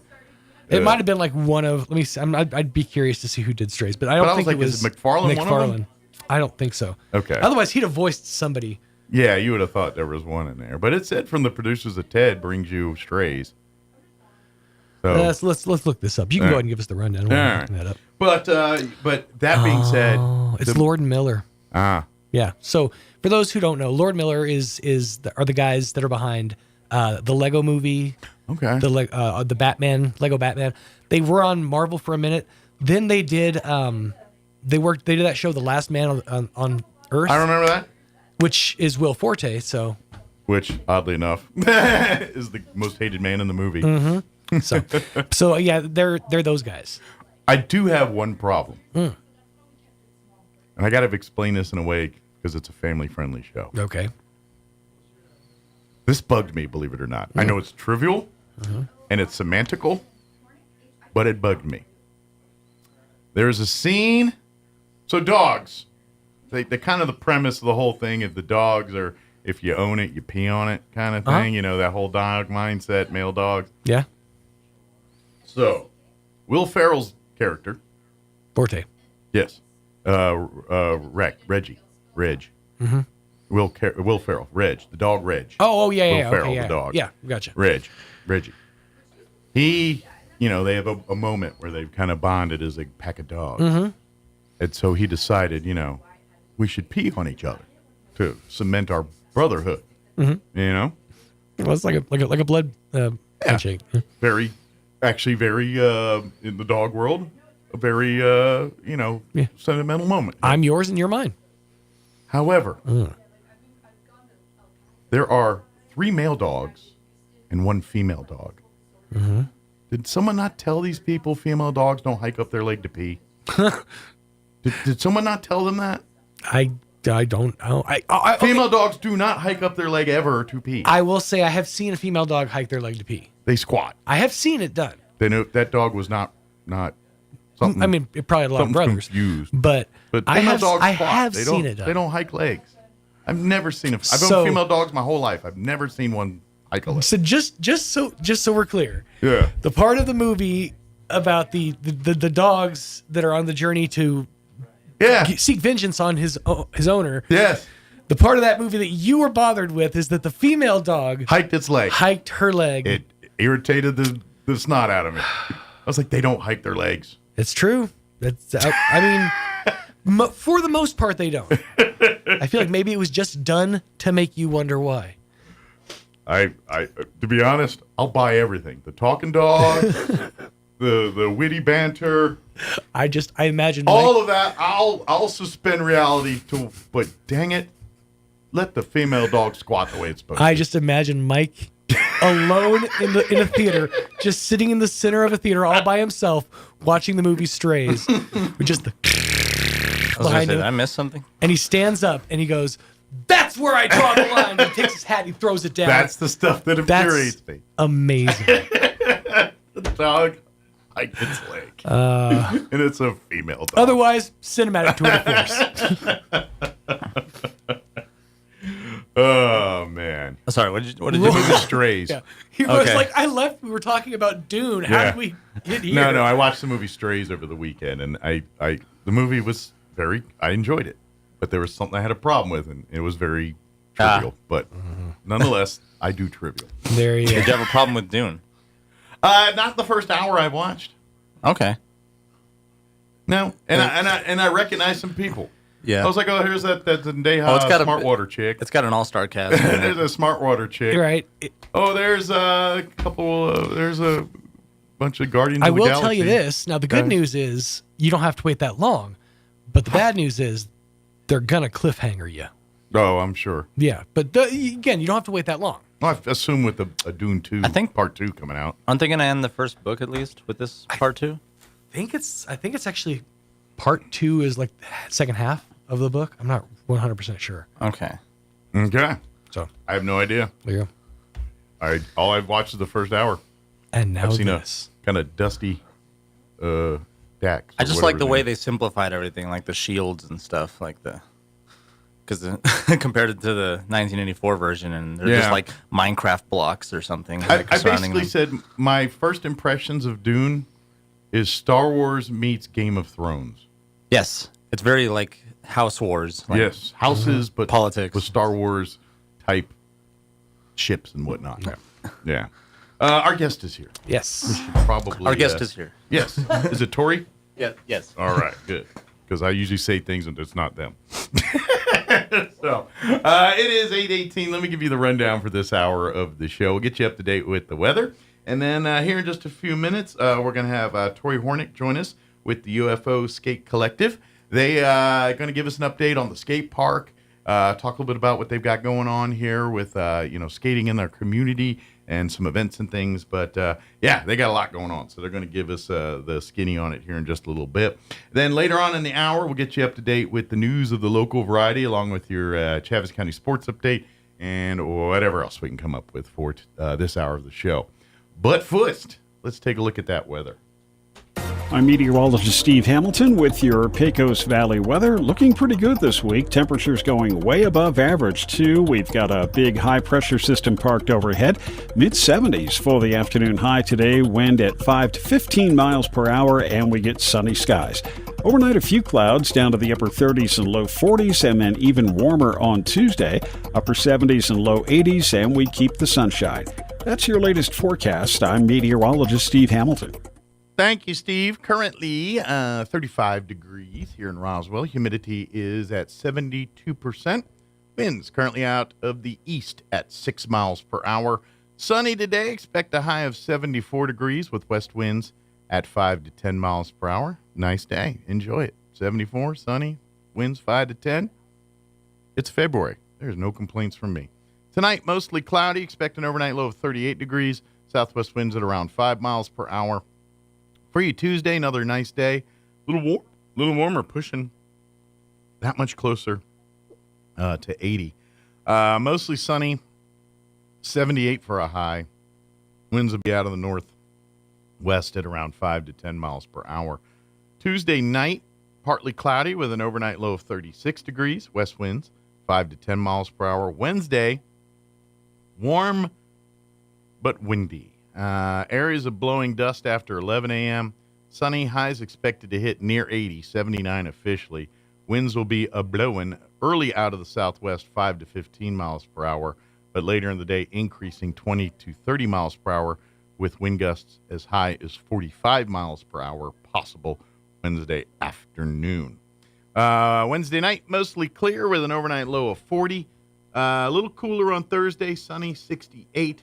Friday, more of the same, mostly sunny, 68, but then we warm back up a little bit for the weekend. Sunny and 73 for your Saturday. Sunny, 82 for a high on Sunday. So that one day, a little wind, but everything else, for the most part, pretty good there. All right, it is 21 minutes after 8 o'clock. Let's go ahead and take a quick 3-minute break, and then we'll talk to Tori Hornick with the UFO Skate Collective. That's up next. Don't go away. Need new windows for your home? Beware of the sales gangster. Jennifer from Trustmark Roofing and Windows here. A sales gangster is a window salesperson with the mobster mentality. They intimidate, bully, and fast talk you into buying their less than quality windows during a 3-hour pitch. Think I'm kidding? Call a few window companies and see for yourself. Or you can skip the sales gangsters and call Trustmark. We have fair, no-nonsense pricing on our premium windows, and our appointments take only about 60 to 75 minutes. Just long enough to listen to what you need, show you your options, answer your questions, and give you a straightforward quote. Then it's up to you. We can take a no just as easy as a yes, but I'll guarantee you this. No sales gangsters. Sound fair? Call Trustmark Roofing and Windows for your no-obligation spring window assessment. 575-755-7663 or visit TrustmarkRoofPros.com. Trustmark Roofing, we put people first. Innovation, service, integrity, and knowledge. J.S. Ward & Son Insurance Agency. Auto and home, life and health, personal and commercial. Bonds too, since 1925, we have the coverage for you. Innovation, service, integrity, and knowledge. J.S. Ward & Son Insurance Agency. Wakefield Oil Company is a name you can rely on with full service at the pump the way it used to be. You can expect service in just 15 seconds. They offer bulk fuel and oil services and even diesel exhaust fluid. Wakefield Oil Company will deliver to farms, ranches, dairies, the oil fields, and more with dependable service you can count on. So the next time you need service or delivery, go with the name that locals have trusted since 1983. Wakefield Oil Company, 311 South Virginia in Roswell. Let them earn your business. Are you walking around with a space in your mouth from a missing tooth? Are you having difficulty chewing? Or are you holding back on your big smile in those group photos? Hi, this is Dr. Sarah Usher with Carabelli Dental. Did you know that we provide dental implant treatment for our patients? We can help you replace one tooth or all your teeth with dental implants. Why not call our office today? Set up an appointment and let's chat about options that will boost your confidence and allow you to live the life with the smile you want. Come see the team at Carabelli Dental at the corner of 9th and Main in Roswell or call 575-622-4455.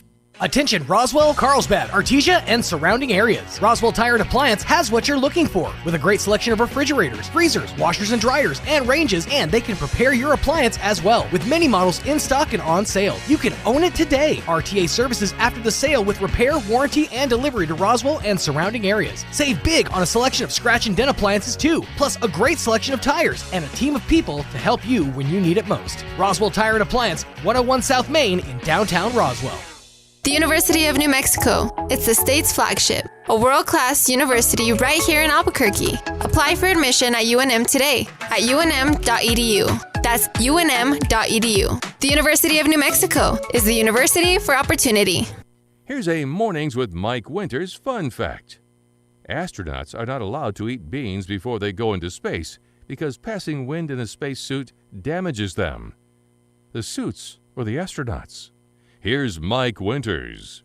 And good morning. It is 25 minutes after 8 o'clock. And joining us in studio this morning, Tori Hornick with the UFO Skate Collective. I think that's the official name we can go with. We did just change it because we're doing our nonprofit status. So that's why it used to be UFO Skate Bash. Yeah, but if you go on Facebook and type in UFO Skate Bash, you'll find everything we're doing with here. Or even if you type in Roswell Skate Park, that'll kind of just Roswell get you in the neighborhood. It brings you everything. Yeah. It's really awesome. But for folks that are not familiar here, the Skate Collective is really, this is kind of, if you're not familiar, late last year, the state of New Mexico, thanks to people like Geneva and some others, worked and we got a grant for $450,000. Correct. Towards the skate park here in Roswell for renovation, upgrade, modification, fixer-up. It's actually for the design of a whole new skate park. Oh, for a new park, not the renovations for a whole new park. And we're actually working on the the renovations right now currently with our city. So it's a twofold to give a second place. Yes. And in the meantime, while that's going, we're fixing taking our cracks. current home and making it more skate friendly. 100%. And so right now, what that grant is actually going to be used for, it's going to be, so it's a $450,000 grant. that goes towards the design. And right now, the city actually just approved the bid, or they accepted the bid we received from Bohanna Houston, which is going to be the city contractors and the people that basically are going to set up our location for the new park. And then also we're going to be doing 4 meetings for community input on design, because that's the important part of this skate park. You want to put it in a place where people are going to access it. Yes, we want them to actually feel pride when they come to this skate park. And by having them give input and, actually help with the designing of this future skate park and the skate complex and everything, they'll, it'll actually show that they, you put more care into something that you actually help with, you know? And so we definitely are going to have 4 of those meetings, and we really do. We haven't picked the days yet just because Bohanna has to reach out to our city. They are planning the days right now. Sure. Well, but anytime the government gets involved, it takes a little bit longer. It gets a little more glacial. Yes. A lot more red tape to 100%. navigate through. Yeah. But we are looking for something in the late afternoon. That way people,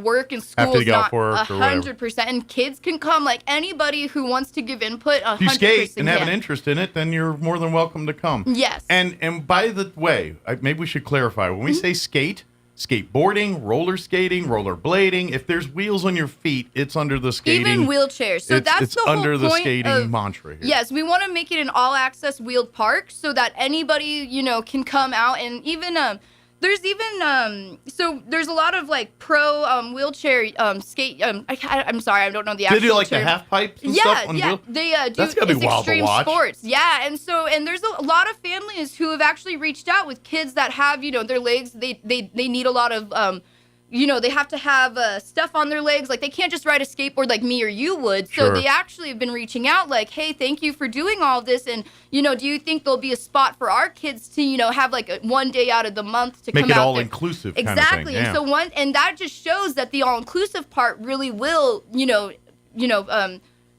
sorry, I forgot the word.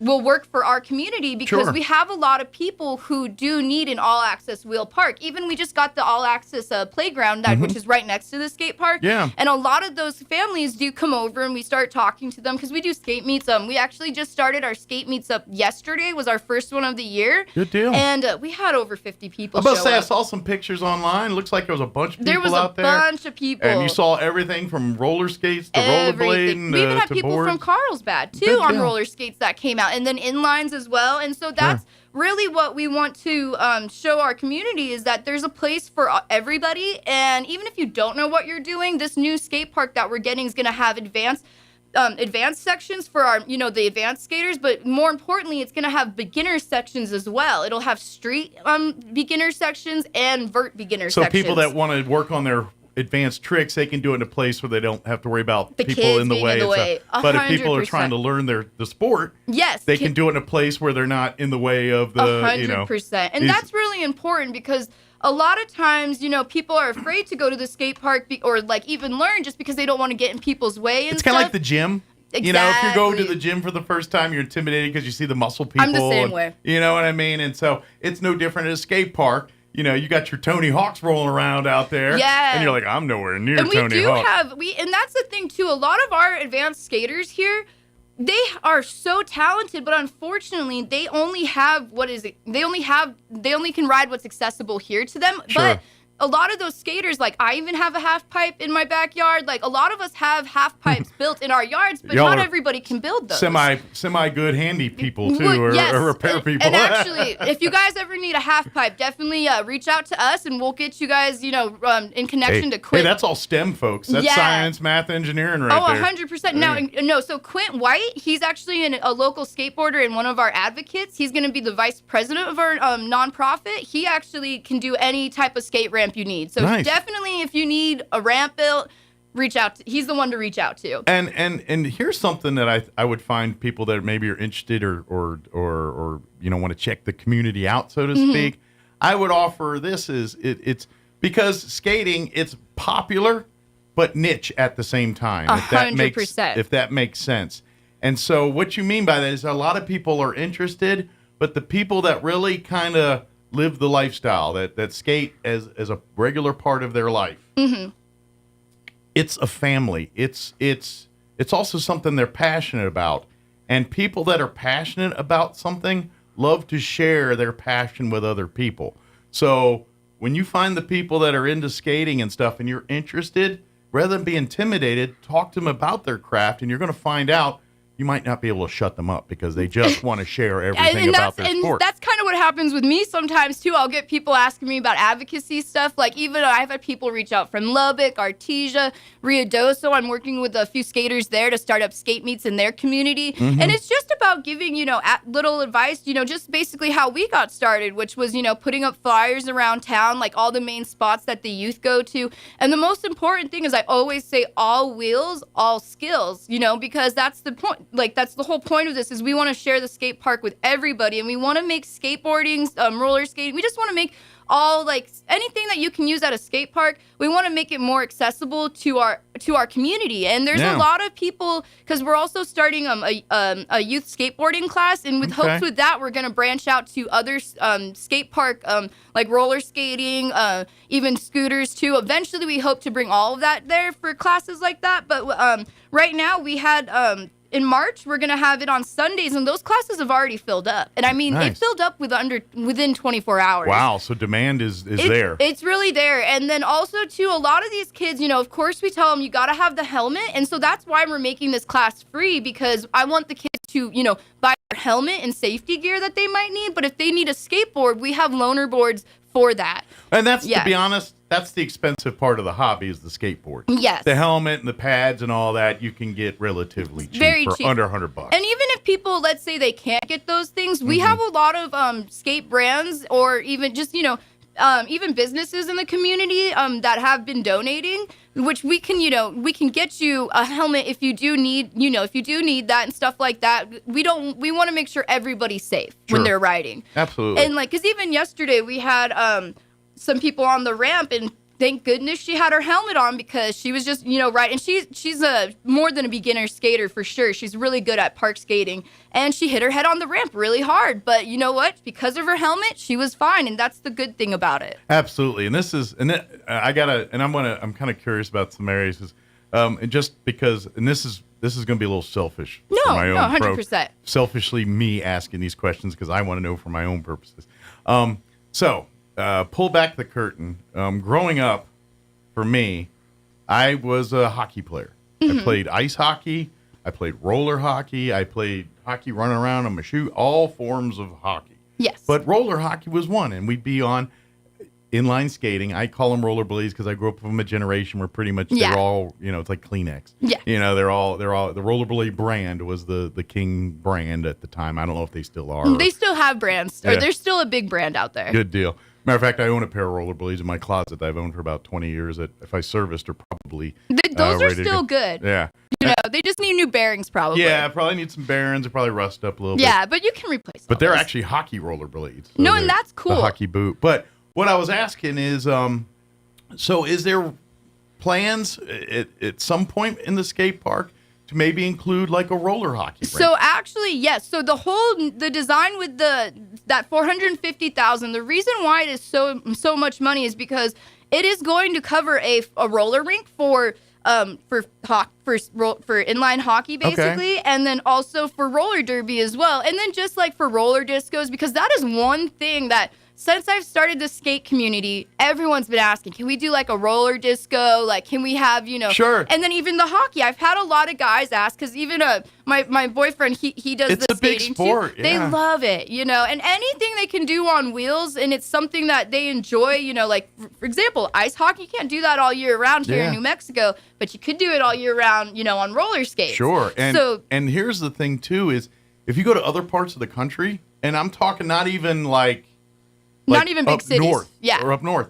Roller hockey, like, it's a thing now. It's a thing. And they're all like community driven, very much like this. Like they're roller leagues, but it's not organized by the city. It's actually organized by the community. And that is one cool thing, is our city's been very, they are very supportive in letting us run everything with our community. So I think it's one of those aspects where I think there's and I think once enough people see it, the sport will catch on. Yes, and since people saw the $450,000 grant, that's where more people were like, "Oh, this is really going to happen." Because before, people would be like, "Oh, that's not going to happen. Sounds nice. The city's not going to build that park." Or I get a lot of pushback from people thinking we're asking the city to pay for this park. Sure. No way at all. We're going to try and secure these grants and funds through, we don't want to take away from any other let's project. Be honest, 450 is probably not enough to do the whole park. No, so the thing is, this is going to be for the design, but there's only 2 steps. First is design, second step is construction. So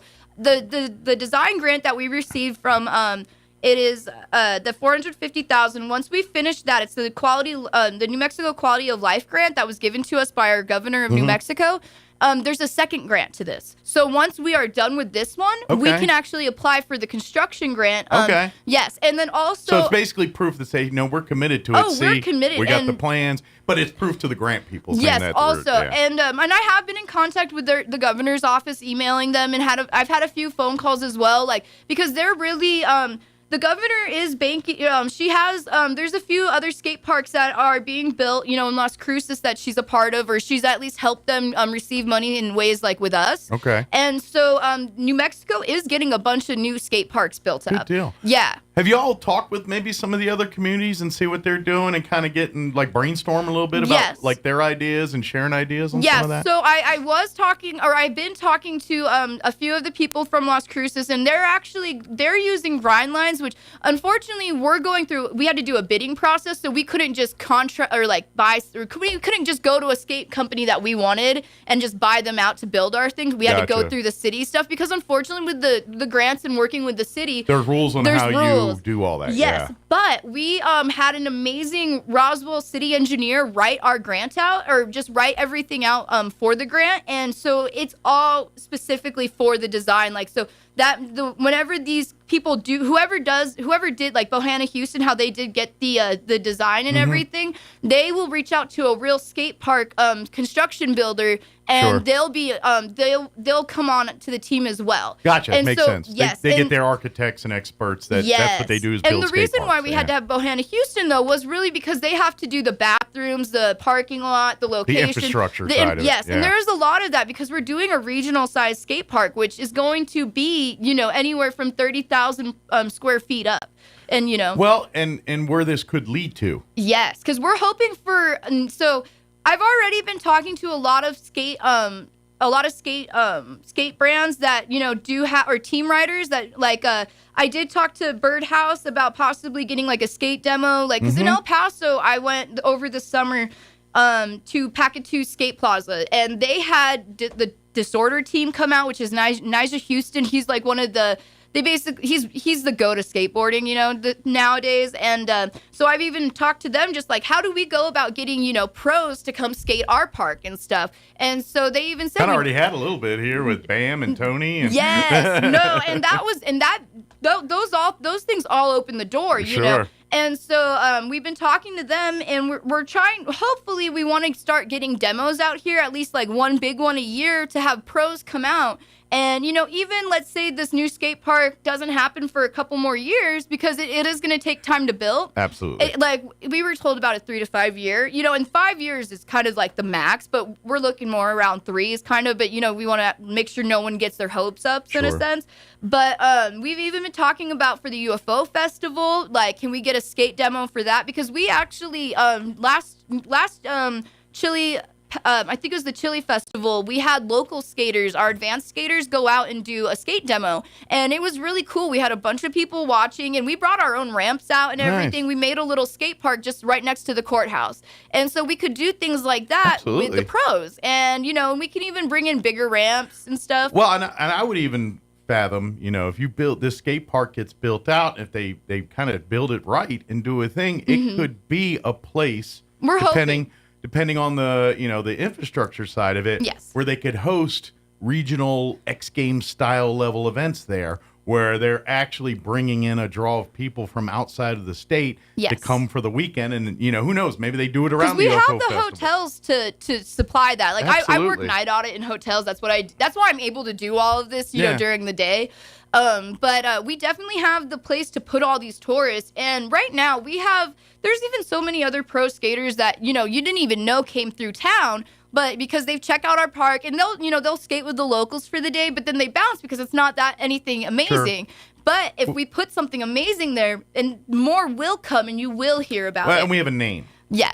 The name Roswell is internationally known for UFO stuff. And it's one of those things where I think something like skating would love to attach to that as part of their thing. And we really are, like, because that's the whole plan, is to get a UFO themed skate complex. And people love that idea. Even in the skate community, like, before starting this project with the city, I was talking to a lot of the skate companies, or the skate park companies. Like, I was talking to Grind Lines, Team Pain. I've even been talking to New Line, like, and these are like the people who build, X game parks, event level type parks, and they're, the top 5 skate parks in America. I reached out to all those builders on those lists. Like, I was like, I want the best. I want to know what to do, what not to do. And they all loved the idea. They're like, this is something that can bring people to your town. They're like, and the thing is too, like, everybody wanted to build it, but unfortunately there can only be one person, and we had to go through the bids and everything with the city. So, unfortunately we couldn't pick, right off the bat, but we are so excited for this. And because it's gotten so much attention, we even had, another skate park design company, Slow Concepts. Now, they're in Poland. So this guy was super rad. He's like, let me design you guys a concept design for free, just so you could show your city officials what you're asking for. And so they did do that. And he made sure it was under $2.5 million, and all that stuff. Kind of meet their parameters that they would be, kind of be attracted to. Yes. Yeah. And since I have posted that too, we had so many pros like saying, I would love to skate, skate there. They're like, even if you guys, and everybody knows too, that's just the concept idea to get, the city officials that were on board. But what we're asking for, is going to be completely community helped built. And the design too that I did use for the Sloan Concepts, I actually, during our skate meets every week, I had our skaters fill out a notebook and they would add their ideas of what they wanted. So let's say not all of our skaters might not be able to make it to these meetings. Well, I definitely have that notebook still, and I mean, everything's in there. I mean, the whole notebook's filled, and you can kind of tell what most of the people like because it's repetitive in there. So things that are more requested, you're like, all right, that's something we need to incorporate because more people want to see that. And a lot of people, they just want something that they can actually advance their skating, because our skate park really doesn't, you can't be like, we have Geneva Martinez is a pro roller skater, but she built a whole park in her backyard. And our skate park, unfortunately, isn't built for people to become pros. But they, with this new park, we're hoping that our youth that does want to make a career out of this, or even just get in the skate industry somehow, because there's a lot of people. Even when I was younger, I wanted to be in the skate industry. But I didn't know, there was more than just being a pro. There's a lot of behind the scenes work. You got to market and sell yourself, and you're a product at that point. 100%. And so, now that I'm older, I'm able to advocate and tell like these younger kids, like, no, there's other things you can do. And like, hey, if you do want to be a pro skater, I want to help you get there. Sure. And who also says maybe they don't go on to a career in skateboarding or skating, but that's the platform to get them to that career. Exactly. Okay, I'm a lawyer. But my confidence from skating and learning and doing that gave me the tools to be a good lawyer. And dedication, too, because it takes a lot of dedication to learn a trick. And you also have to learn how to fail properly. Absolutely. Because a lot of times, and I'm noticing with this younger generation, unfortunately, when they fail at something, they don't take it as a learning type of stepping stool, They kind of take it more, they get more depressed now, especially with the internet and everything nowadays. But when you fail, it's a really good learning process. That's, you're right. Once you fail and you succeed from failing, that's a huge goal right there. Something just hit me, and it all just kind of when you said that, I saw your eyes. You're absolutely right about how you fail, you keep trying, and I'm telling you, it just so happens to be a skating reference, but one of the most determined things I've ever seen happen is through skating. And what I'm going to invite you to do is, I think it's on HBO or Max or whatever it is, I'm not sure. There is a documentary about Tony Hawk. Yes, I have seen that one. That came out like 2 years ago, maybe. Correct. It was during COVID. It came out. It's shortly after he broke his leg. It was right around that time. And it's an amazing documentary, kind of talking about his life and where he's at. But at the beginning of that documentary, they just show him in like his little private ramp or wherever he works on his tricks and things in his mansion or wherever he does his stuff. And the man is trying to nail a trick. Mm-hmm. And he keeps failing. Like, he's busting his butt. He's like, I mean, he's not just falling. He's falling. He's falling. He's getting slammed. He's getting his butt handed to him. Mm-hmm. But he will not. Like, everyone around him's like, dude, take a break. Stop. No. Stop. Not Tony. Tony's like, nope. And he'll limp his butt back up there. And he does it again. And he did that until he finally nailed the trick. He was literally there hours beating himself and up. I've seen skaters do that too. Like even Robert Zamora, the one who won, he won Tony Hawk's skate park hero, Tony's pick, which that to me was really awesome because there was two winners. There was the one who won with all the votes, and then he won from Tony's pick, which I think is awesome. Just on that because Tony literally was like watching his video and he's like, Robert Zamora, and him, like, if you watch him skate until he lands something, he's gonna just keep going and just keep pushing, and it's really awesome. But you're right, that's what it takes. But if you learn that through skating, you can apply that through so any many aspect of your life. Correct. It's learning the mindset. It really is, and that's I think especially nowadays, and how I heard you guys talking about with COVID too earlier. It's not the same since COVID. Nothing. And actually, since COVID, that's really when our skate community blew up. And I mean, like, because when you're sick, you're not going to go skate. Nobody sick is going to go skate. Right. No. So, and I mean, you can tell, too, if they were sick because they're not going to be able to push a board. They're going to be coughing, dying. But you need your lungs. You really need your lungs, And so during then, and my son was a newborn, and we would bring one of those like little Tykes Playhouse swings and attach it to one of the trees there. And there would be 100+ people just skating out there, and it was just really cool because we'd have barbecues, we'd have people get all together. You could separate but be together at the same time. Yeah. Oh, yeah. And honestly, people just wanted something healthy to do, and especially, that's what really built it to a community, or more than a community. It really became a family because we all took care of each other, and like. There were times where there was locals that I noticed weren't coming to the park, and when I asked them, if they were sick or something, I would go take them food and everything, or even other skaters would go take them food, because at that time, if you just had a common cold, you couldn't go anywhere, Yeah. And so, and that's when, during that time too, a lot of like roller skates were completely sold out. Like I even had bought a new pair right before COVID had hit. And because as soon as COVID hit, I even ended up getting a thing like 2 weeks later saying my skates were put on hold because the manufacturers they didn't have it to send out. And I was like, no way. And it literally, I finally got like an email like a year later saying that they were ready. And I was like, I already got another pair, but it was just crazy. That was the world we lived in at the time. Yeah. And it was really crazy though, just how all that happened. And especially too, because we even had the Aquatic Center, sometime after that. And it was after when COVID was finally done. They decided to host a skate event. Well, they canceled it. And nobody knew. We all were out there. Like, they posted it on their website. But unless you're, posting a flyer at the skate park. Right. But they're not skaters. They don't know. It was something they tried to do. And it was really nice that they tried. But unfortunately, a lot of kids didn't get the memo. So that's when I was like, we need to have an event because these kids were just out there waiting to win prizes. Sure. I mean, this was the They're first. ready to have fun and learn and get introduced into the sport of skating. skating. This was the first skate event I think our city had done since I'm 32 now. And the last one that I recall before this was when I had just turned 18. So that's a long time for our city to kind of ignore, the skate community. And so whenever that happened, that's what I was like, no, I'm going to reach out and I'm going to make, events. And so for my son's first birthday, because that was where I was able to use his birthday platform to, start all of our events. And so we ended up calling it Liam's Skate Bash.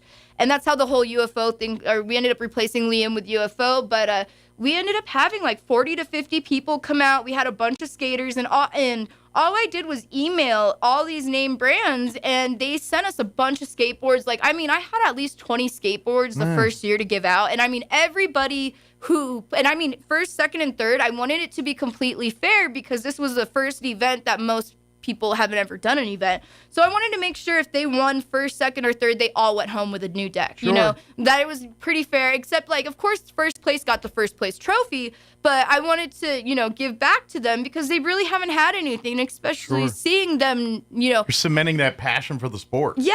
And if they're there with their first skateboard. Yeah, and it deters they're them gonna remember too. that the rest of their life. You know, whenever they like think, oh, we're gonna have an event and it got canceled, they don't show back up for the next one. But since then, we have, you know, multiple events a year now, and people always show up. And let's say they can't make it to one, they definitely come to the next one. And that's one thing is we want our kids to, you know, in this community to be able to depend on us. And there's not, even last year, I know like the volleyball teams for the Roswell were getting cut, you know, and stuff like that. And we should be adding more. We should be able to expand our youth programs, not remove them. And that's why with this skating, so in March 3rd is going to be the first skateboard class that we do for the youth. And from this class, I want to expand it to roller skating, and it's going to be park skating because I know at the Adult Center, they do some roller skating classes sometimes throughout the year, but that's strictly, you know, inside in their basketball area. We're going to teach them how to do stuff at the skate park. Gotcha. And that's really, especially because before this new park comes in, it's going to be big, and they're going to have new skating modules that like our parks didn't have, you know, that they've never seen here before. Right. And so we want to get them prepared, and we want to make sure that they're 100% ready for those, you know, things. It's nothing, you know, you got to learn to crawl before you learn to walk. Exactly. You need to know how to go forward, backward, and all that before you start taking the ramp and navigating jumps and grinds and all the tricks and maneuvers. 100%. And it really does help kids when someone's there, like a coach, you know, help like pushing them, like, you know, telling them, you know, good job, even when they, you know, might, because that's the thing too. We want to teach them you're not going to land the trick right away, like how we were talking about earlier. You are going to fail sometimes, but that right there is a win, like, you know, because unfortunately we are a rural disadvantaged community or, you know, area. And unfortunately, we have a lot of at-risk youth, and we have a lot of displaced youth right now. And that, it's a real big bummer, you know? And these kids really do need something fun to do that's free. And like I said earlier, too, if they can't even afford the helmet and that's the only thing stopping them, we will get them a helmet somehow. And shoot, we can go to the thrift stores around town. I'm sure one of them and we do get donations for stuff like that, too. Like, I have given out helmets, but if I don't know, then I can't do it, you know? So that's one thing we're really hoping to do. I'm a little old school, and we never wore helmets when I played as a kid and all that. Is it a law now? Or so it's not, but just because we're becoming a nonprofit and we're getting... Obviously, you want to promote safe, but I just didn't know if it was legally required. So some old hat is out there at the skate park, and he's like, I'm not wearing a helmet today. Actually, so we even have this nice little old, lady. She comes out every Sunday we're out there. I mean, she's been doing this for over 2 years. She comes out, she tells us all, God bless you. She's so sweet. She'll even pray for the, you know, she's the nicest little lady that comes out.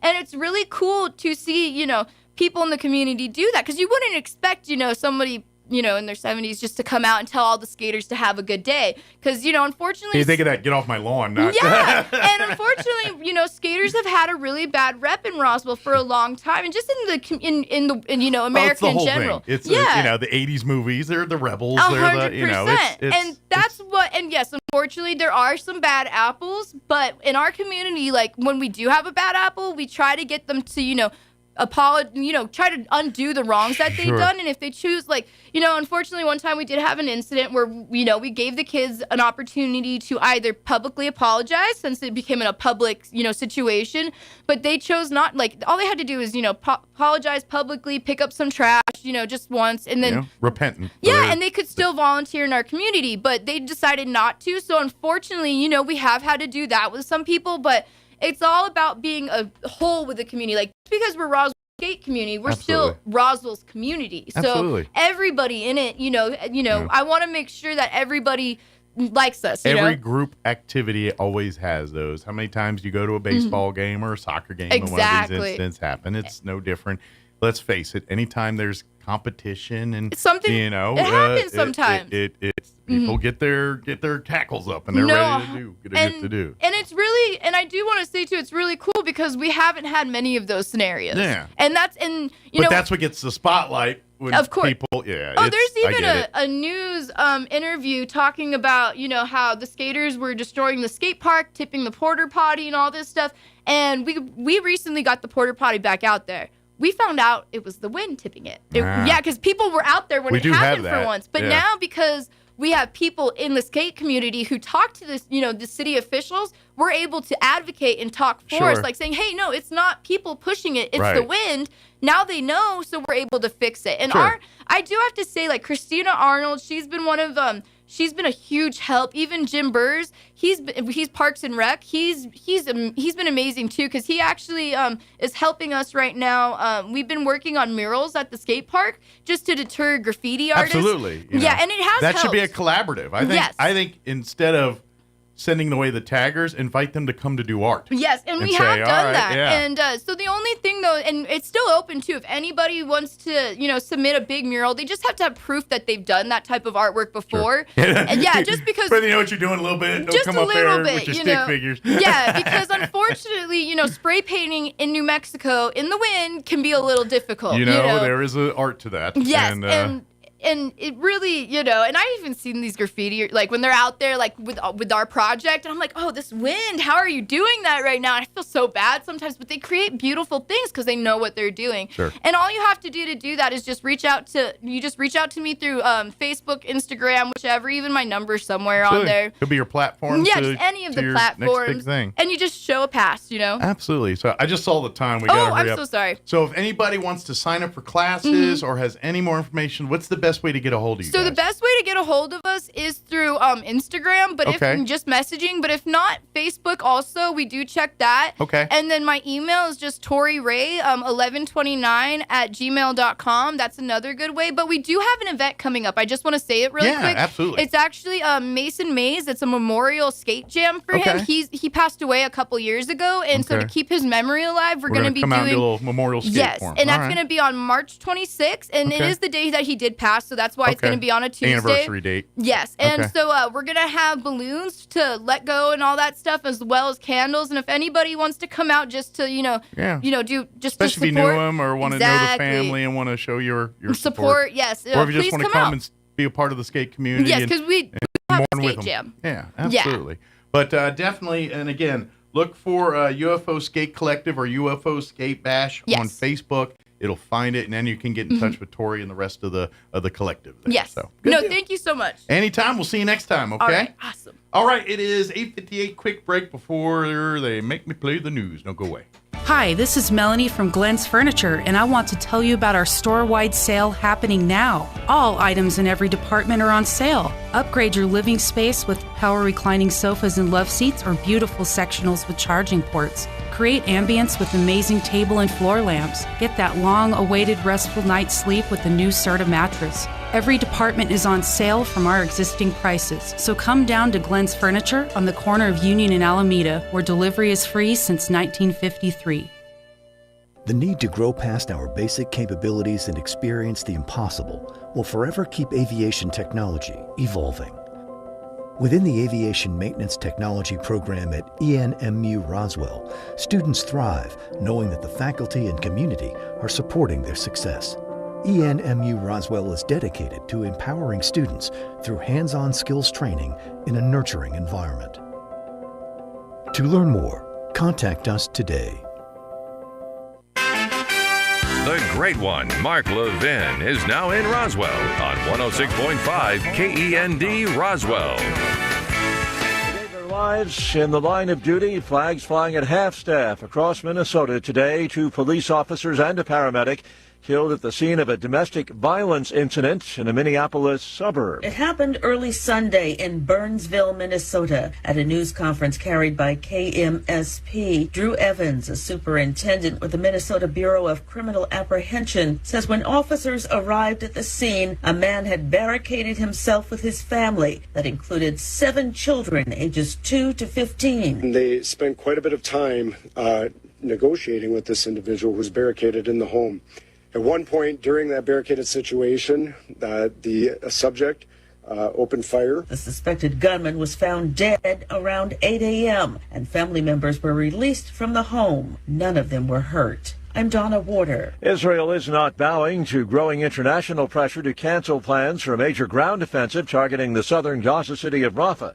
Israel says it's the last major Hamas stronghold in Gaza, and Prime Minister Netanyahu is promising, in his words, to finish the job. A very wet winter continues punishing wide swaths of California. This week expected to bring more torrential rains, the possibility of flooding, fierce winds, and heavy snow in the higher elevations of the Sierra Nevada. The most significant flooding potential is actually down in Southern California, so portions of like Santa Barbara County over to Los Angeles County. Could be looking at some significant flooding with several inches of rain. The National Weather Service's Mark Chenard. Wisconsin's Democrat governor has signed new legislative district maps into law that he proposed and the Republican-led legislature approved to avoid having the liberal-leaning state Supreme Court draw the lines. Democrats almost certain to gain seats in the Assembly and the state Senate under those new maps. More on these stories at townhall.com. Everybody wants cheap airfare, but where do you find it? You call low-cost airlines. Their prices are direct from the airlines, and they're so low you can't find these fares published anywhere. They specialize in cheap flights, discount hotel rooms, cheap car rental rates, and great package deals anywhere around the world. Wherever you want to go, they can help you get there cheaply and with a best price guarantee. If you want the lowest prices on your airline tickets or other travel services, call now. That's right, call. That's the only way to get these rates. Experts are standing by 24/7 to get you the cheapest airfare and hotel rates available. So don't wait. Call right now for the lowest travel prices anywhere and for great last-minute travel deals too. Call 866-755-5300. That's 866-755-5300. Again, that's 866-755-5300. Call us right now. Italy's High Court has ruled illegal the return of migrants to Libya after rescues in the Mediterranean Sea. The court's decision to uphold the conviction of the unnamed captain of an Italian towboat, the Asso 28, is final. In 2018, he picked up 101 people, including children and pregnant women, from a rubber dinghy in the Mediterranean and returned them to Libya. Widespread migrant abuse has been extensively documented in Libya. In recent years, Italy and other European governments have taken an increasingly hard line on immigration amid a swell in support for right-wing parties that want strict curbs on sea arrivals from North Africa. The BBC's Alice Adderley. Japan is pledging long-term partnership in the reconstruction of Ukraine at a conference held ahead of the 2-year anniversary of the Russian invasion. Tokyo seeking to showcase its commitment for the support of the war-torn country. News and analysis, townhall.com. Interesting historical footnote. Close of World War II, the U.S. Army fielded a team of experts determined to track down and return to their rightful owners millions of works of art stolen by the Nazis. They were known as the Monuments Men, but they also included women. In recent years, the female members have been coming into the spotlight. Foundation honoring the group has updated its name to recognize their contributions and highlighting their work in a new exhibit at a national museum in New Orleans. The foundation is set to publish a memoir for the first time in English in which one of the women describes spying on the Nazis. Jason Walker reporting. No action on Wall Street today with the U.S. financial markets closed in observance of President's Day. Following a triple-digit loss on Friday, the Dow resumes trading tomorrow at 38,628. The Nasdaq and the S&P gave up some ground on Friday as well. More on these stories at townhall.com.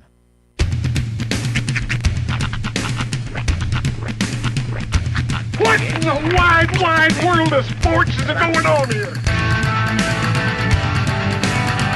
I promise you, whatever scum did this, not one man on this force will rest for 1 minute until he's behind bars. Now let's grab a bite to eat. Yeah, come on. I feel the hot wind on my shoulder and the touch of a world that is older. I hit the switch and check the number. I leave it on and then I slumber. I hear the rhythm ringing through it. Flamenco guitar and cumbia music. I hear the talking of the DJ. The traveler said, what does he say? I'm on a Mexican radio. I'm on a Mexican radio. Broadcasting live from high atop the J.P. White Building in downtown Roswell, New Mexico. It's Mornings with Mike Winters on 106.5 Roswell's Talk FM. Is that what I sound like when I talk? Now, here's your host, Mike Winters. And good morning. It is 6 minutes after 9 o'clock. Always going into a minute. Welcome to hour number 3. Crazy Mornings with Mike Winters right here on 106.5 Roswell's Talk FM. Happy President's Day, everybody. Yes. Happy Monday. It's like a Monday, but a little different. It's Monday light. It is Monday adjacent. It's kind of Monday. Yeah. Some are off today, so. Oh, and boy, are they really rubbing it in my face, at least. Yeah. Yeah, it's a. Like, I love the phrase, my boss gave us the day off. It's like, no, he didn't. Lincoln and Washington gave you the day off. Which, that's always been an interesting, thing about the American presidents is, if you think about it, like most people, when you ask them, the first two that are going to come to mind, Lincoln. George Washington, Abraham Lincoln. Yeah. There's such a huge gap between the two of them. There was. You gotta feel so bad for all them Adamses. There was 15 presidents in between them. Right. And then you go ahead and ask anybody to name number 4. I guess 14. I don't know. Tell us where Millard Fillmore fell in there. You know, it's like the American people, just in general, the consortium, know very little about the presidents, or just very little about American history in general. Well, yeah, in general, we didn't have to. Well, it's no different. Well, I'll even give you a pass on. Okay, so you don't know every president or okay, but if you're an American citizen, you better know who your current president is. Right. You better know who your current vice president is. You should know how many members of Congress there are, how many House members, how many Senate members. These are things you should know because they impact your life. Shut up. I mean, you don't need to know. I was with you all the way up until you started talking about House and Senate members. Well, you don't need to know every one of them, but you got to know there's 100 senators. I know that. You got to know there's 435 representatives. See, I didn't know that. And that's a more random number. It's easy to remember 100. 435 is kind of random. But you gotta, you gotta, at least you gotta be at least understanding, or at least when people say these things, sure, you at least have to know what they're talking about. What? Like, you need to know there are a judicial branch, a legislative branch, and an executive branch of our government. See, I know that. You want to know how I know I'm doing okay? Like compared to like the average NPC American citizen, is that there are certain things that I know that most people like. Okay, I at least know that Alexander Hamilton, Hamilton over here, Bob Hamilton, Alexander Hamilton wasn't a president, but he's on a bill. So it's like most Americans are like, well, he's not, he's a president. He was on a bill. Well, neither is Ben Franklin, but he's on a bill. I know, but it's the whole dead president thing doesn't necessarily work. But I at least know that. Like I know enough to get by. Yeah. I don't. Well, and that's, but most people don't even know that.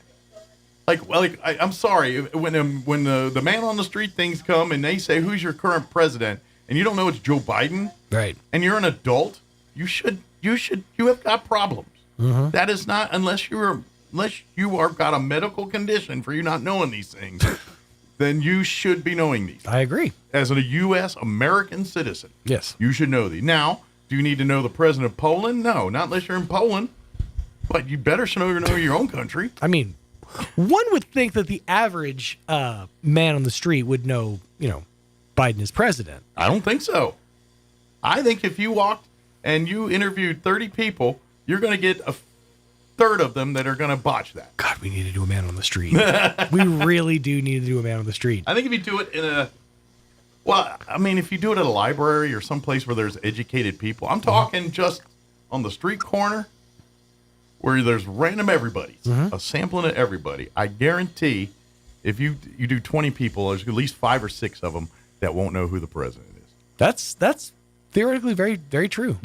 I mean, I would be surprised if most people didn't at least know the president.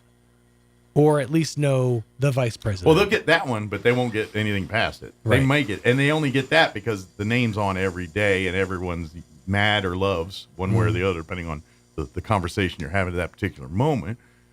But we are the dumbest nation of people when it comes to knowing your own thing and all that.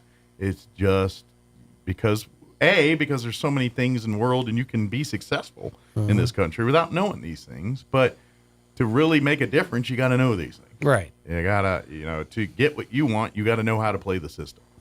And if you don't know that, then you sit on the side saying, "Why can't they give me a chance?" I was busy learning reading and math in school. I don't know much about history. Don't know much biology. I don't know much about the science books. My new favorite thing. But he does know that he loves you. I knew that if you loved me too, what a wonderful world this would be. Okay, sorry. My new favorite thing now is correcting people who say President's Day and saying, no, it's George Washington's birthday, actually. Well, what they did at one time was lump George Washington and Abraham Lincoln's birthday together to come with President's Day. So that's kind of where that comes from. Yes, it's George Washington's birthday, but they said, well, Lincoln's right around the corner. We'll just mash them together and call it President's Day. There you go. You guys want a Monday off? You want to catch a quick, back now or quick 18? Yeah, January, February lack real good government holidays, so let's put one in. Let's just shoehorn one in. There you go. Celebration of two white men, smack dab in the middle of Black History Month. Two presidents that people seem to universally like had a birthday in the same month. There you go. We can have one school holiday instead of two. Yeah. Well, and I was seeing something online or on the radio. I heard it that I guess there's some school districts that aren't doing President's Day. I don't know. Maybe they did another thing.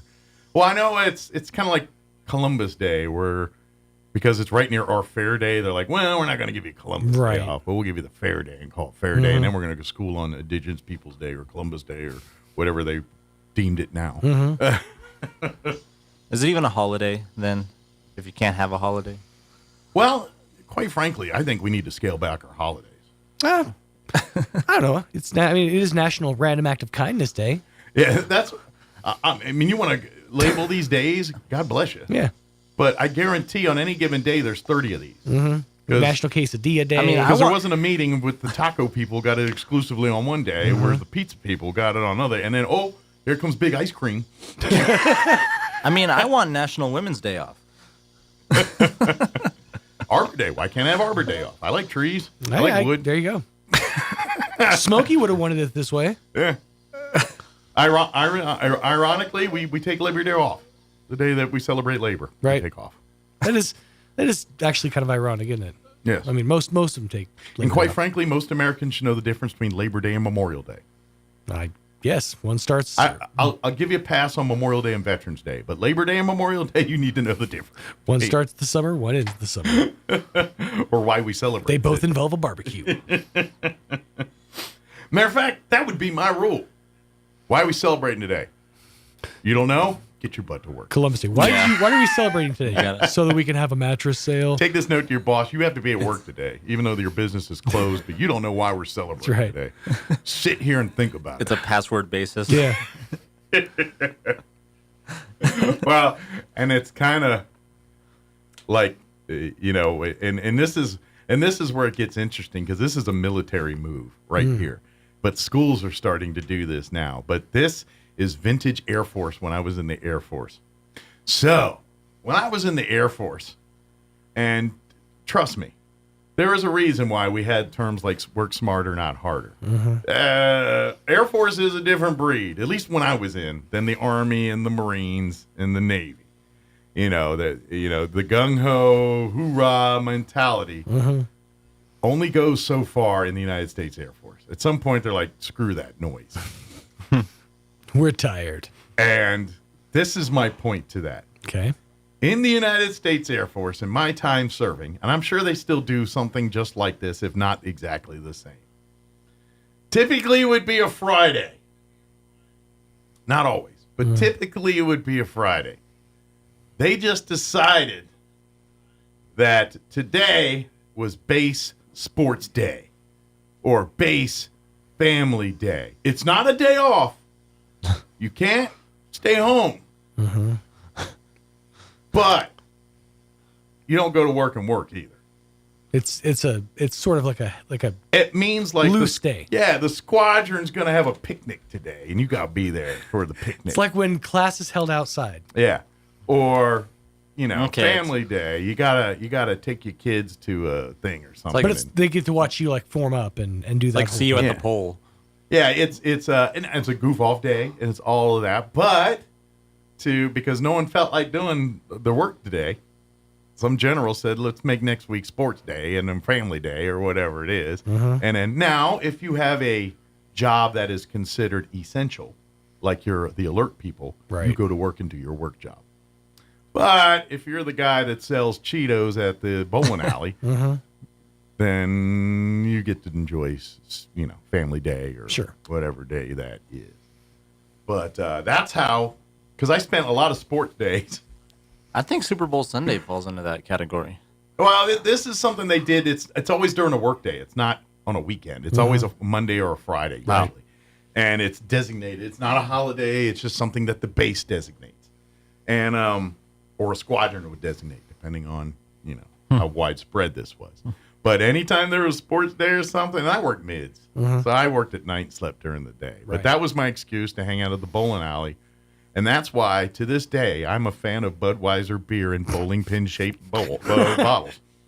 Something about the beer in those bowling pin-shaped bottles tastes a little different to me. If you could find one of those bottles, though, that's got to be worth some money now. And I only saw them at the Air Force bases at the bowling alley. And they'd have these Bud and Bud Light bottles that are shaped like the bowling pins. And in my 20-something brain, that made me happy. It's like, what are you doing sports day? I'm drinking beer, eating nachos, and rolling a ball down the alley for a couple hours while hanging out with my boys getting drunk. That was our sports day. Sports! The sports. Sports go sports. But that's that. And now schools are doing that. Like today's a day off for President's Day. But they told all the kids, don't go and you go do a cultural thing or do something to do. Like they've really cemented it in. Like, hey, it's not a day off. It's a day to honor our president. Go do those things. Go do something. Don't go home and watch your cartoons and eat your Pop-Tarts. By the way, I heard the inventor of Pop-Tarts died just recently. He did.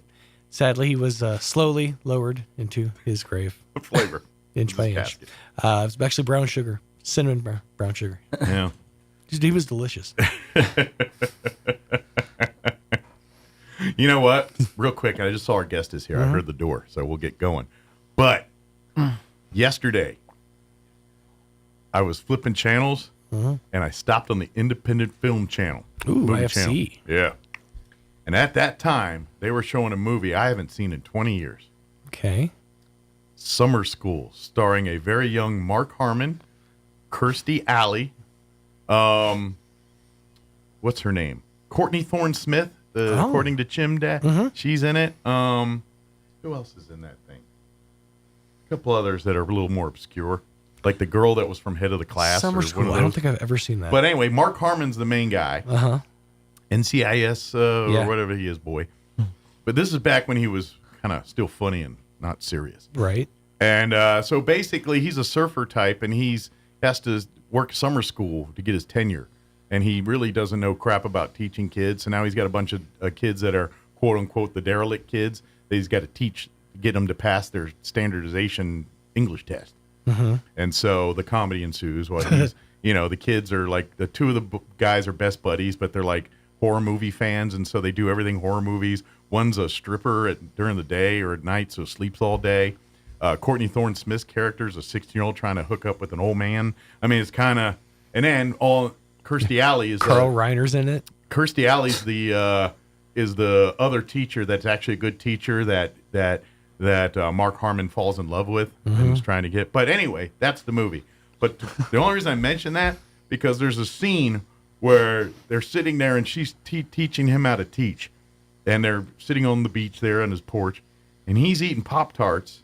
And she's eating crocodiles. You remember crocodiles? The crocodile chocolate crocodiles? I'd never had them myself, but I've heard of them. Oh, I remember them. Through most of the Seth MacFarlane cartoons, I've definitely heard of basically, crocodiles. They're a Twinkie with a chocolate coating around it. That's basically what a crocodile I think it's funny, though, because a lot of those are like regional. Like Chocodiles is one. Drake's Cakes is another that we didn't really ever have in this part of the country. Well, they had them East Coast, and I'm assuming they had them West Coast because the movies in California for Chocodiles, and I grew up on Chocodiles. I never did have them. Yeah, but basically they're Twinkies with with the chocolate coating, like a Swiss cake roll or a King Don or something. Right. That little chocolate layer they put on it. It's like that around a Twinkie.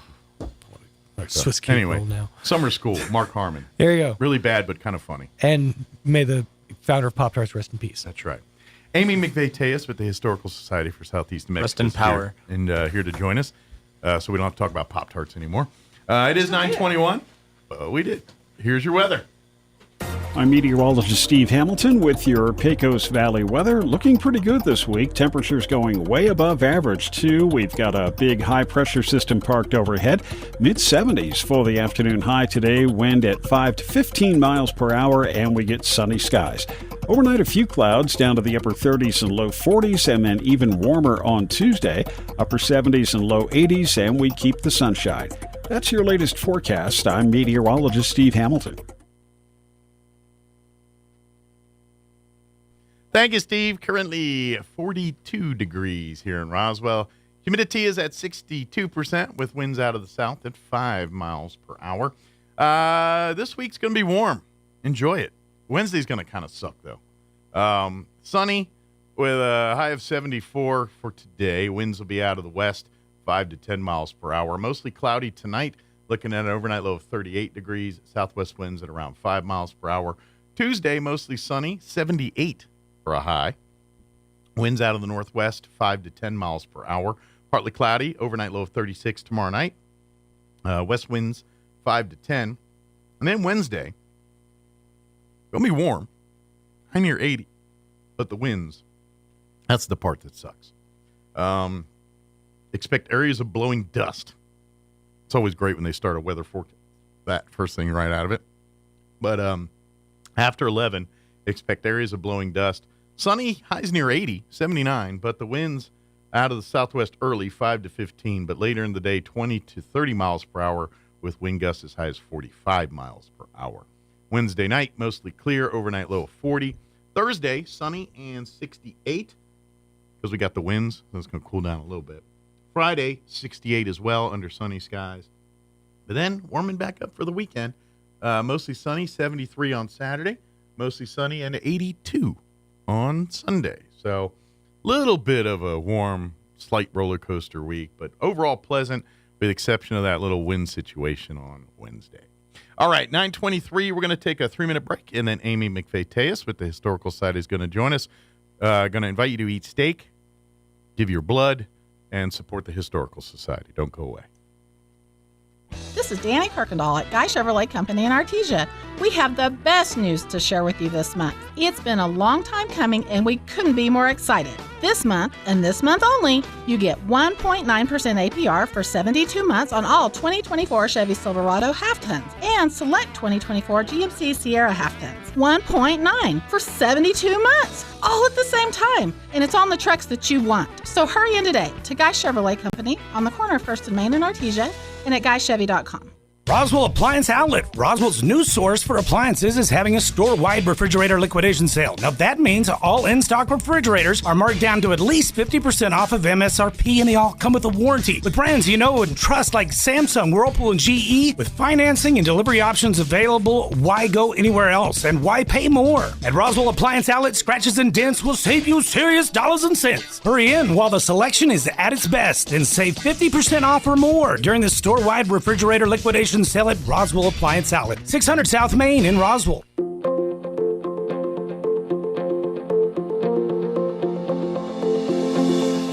I read a quote once that said, "When you blame others, you give up your power to change." Hi, this is Pastor Troy and Julie Smotherman for The Joy of Marriage. We all want to play the victim at times. It even feels good to feel sorry for ourselves. But that puts a lid on our life. It stunts our growth, it damages our marriages, and if you have children, it can even hurt them. It can seem like a daunting task to take responsibility for our actions. But the Bible says in Philippians 4:13, we can do everything through Christ who gives us strength. If you've never experienced the love of God, and you don't know your true potential and don't realize how good God is, when you're feeling like a victim, turn to God. He'll give you the strength to move beyond yourself and help you have a victorious marriage. If you have any questions or would like further information about the Joy of Marriage Ministry, please go to jomconference.com. Nowadays, you can find almost anything on DIY projects, but it doesn't always work out. Let the professionals at Smith Paint, that have been around for 50 years, help you with color matching, installing, measuring, or picking out those beautiful blinds by Hunter Douglas or that perfect color by Benjamin Moore Paints to make your home or business look and feel fresh. Smith Paint, locally owned and operated, open Monday through Friday, 8 to 5, 608 South Main in Roswell, or follow them on Facebook or go to the website. At Artesia General Hospital, our board-certified podiatrists are committed to providing personalized care in a welcoming environment. Dr. Jennifer Chow and Dr. Michael Krupa offer the latest surgical techniques and treat a range of conditions including arthritis, bunions, joint care, and more. If you're suffering from foot, ankle, or lower leg pain, we can help. Visit artesiageneral.com/foot care to request an appointment and begin your journey toward happier, healthier feet. Here's a Mornings with Mike Winters fun fact. 47.2% of all statistics are made up on the spot. Is this true? I'd say chances are about 50%. Here's Mike Winters.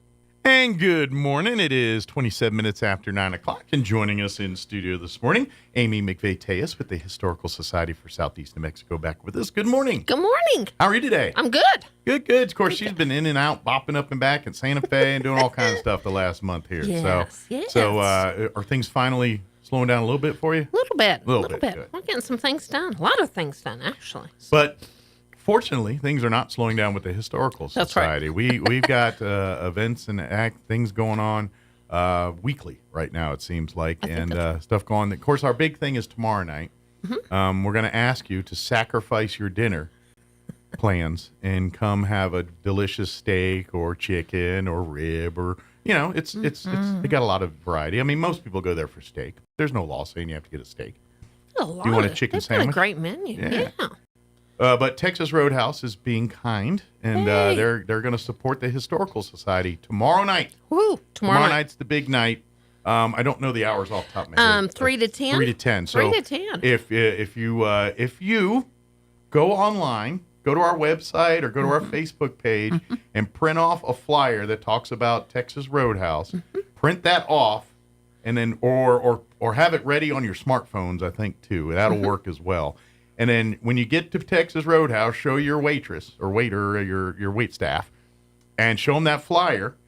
And if you're there between 3 and 10 p.m. tomorrow night, they're going to take 10% of the purchase of your meal, your whole family's meal there, and donate it to the Historical Society for Southeast New Mexico. Huge shout out to Texas Roadhouse for their support, Yeah. not just to us. They support community all period. over. Yeah. Yes. They have been a real since they opened shop here in Roswell. They've really been a community member. Because let's face it, they're Texas Roadhouse. They're a national chain that everybody knows. So when they come in, people already know their reputation for food and everything. So to cement their business is they really invest back in the community. So they do things like this. Yay. So we're asking you, come on out, enjoy a steak dinner or whatever your favorite meal is there at Texas Roadhouse. Print off that flyer or have it up on your phone and show it to your wait staff there, and they will donate 10% of your meal between 3 p.m. and 10 p.m. I don't know how it works with the to-go stuff and all that. I know a lot of that is done through the app, so you might want to skip that because this is a local thing where you got to show that flyer to get the 10%. Right. So I don't think it's necessarily going to work through the app. So, right, and I'm just looking here, just if you have more questions, because those are all great questions that you bring to our attention. The number to Texas Roadhouse is 208-6622. We don't have all the answers put together. They're so good to help us work through this. Absolutely. I had been advised you can do to go, but I don't. You bring up a good question. Yeah. This is our first time. I think after this we'll be good to go. Sure, but to kind of ensure, yes, just you plan got it for a meal at the there place. You go. Hand them, print off that flyer, bring it with you, and say, "Hey, I'm here for a steak dinner, and I want to support the Historical Society," and they'll take care of you. That's exactly right. While you're there. Because you know what, methinks we'll be doing this again at some point or another. Ask about the to-go stuff and how that. Only reason I don't think it's working because I've eaten to-go through there from a time or two, and you download the app, and it's really all done through the app nationally, not done by the local people here. So you may get missed as far as getting your money donated to the Historical Society, unless you hand that flyer, show it to them, and say, hey, we're here to eat for the Historical Society. There you go. So tomorrow night's dinner plans are met. So if you're an early bird and like to eat at 3 or 4 in the afternoon, or if you like to wait till 7, 8 o'clock at night to eat, either way, Texas Roadhouse is ready to take care of you. Yay! And I'm telling you this, and I've said it multiple times on this show, and I'll say Texas Roadhouse is that one place that I truly feel like I walk in there and spend $50, $60, $100. I feel like I got my $50, $60, $100 worth of food. Like you get a steak dinner very cheap there, a good steak dinner. That's right. And you're like, dude, that was $30. Go somewhere else, that's a $50 dinner. You know what I mean? And so I walk out of there and I drop $50, $60 between two people, but I'm like, I got a ton of food and good food. Like, I don't feel like that was $50. I feel like I got $20 worth of food. You know what I mean?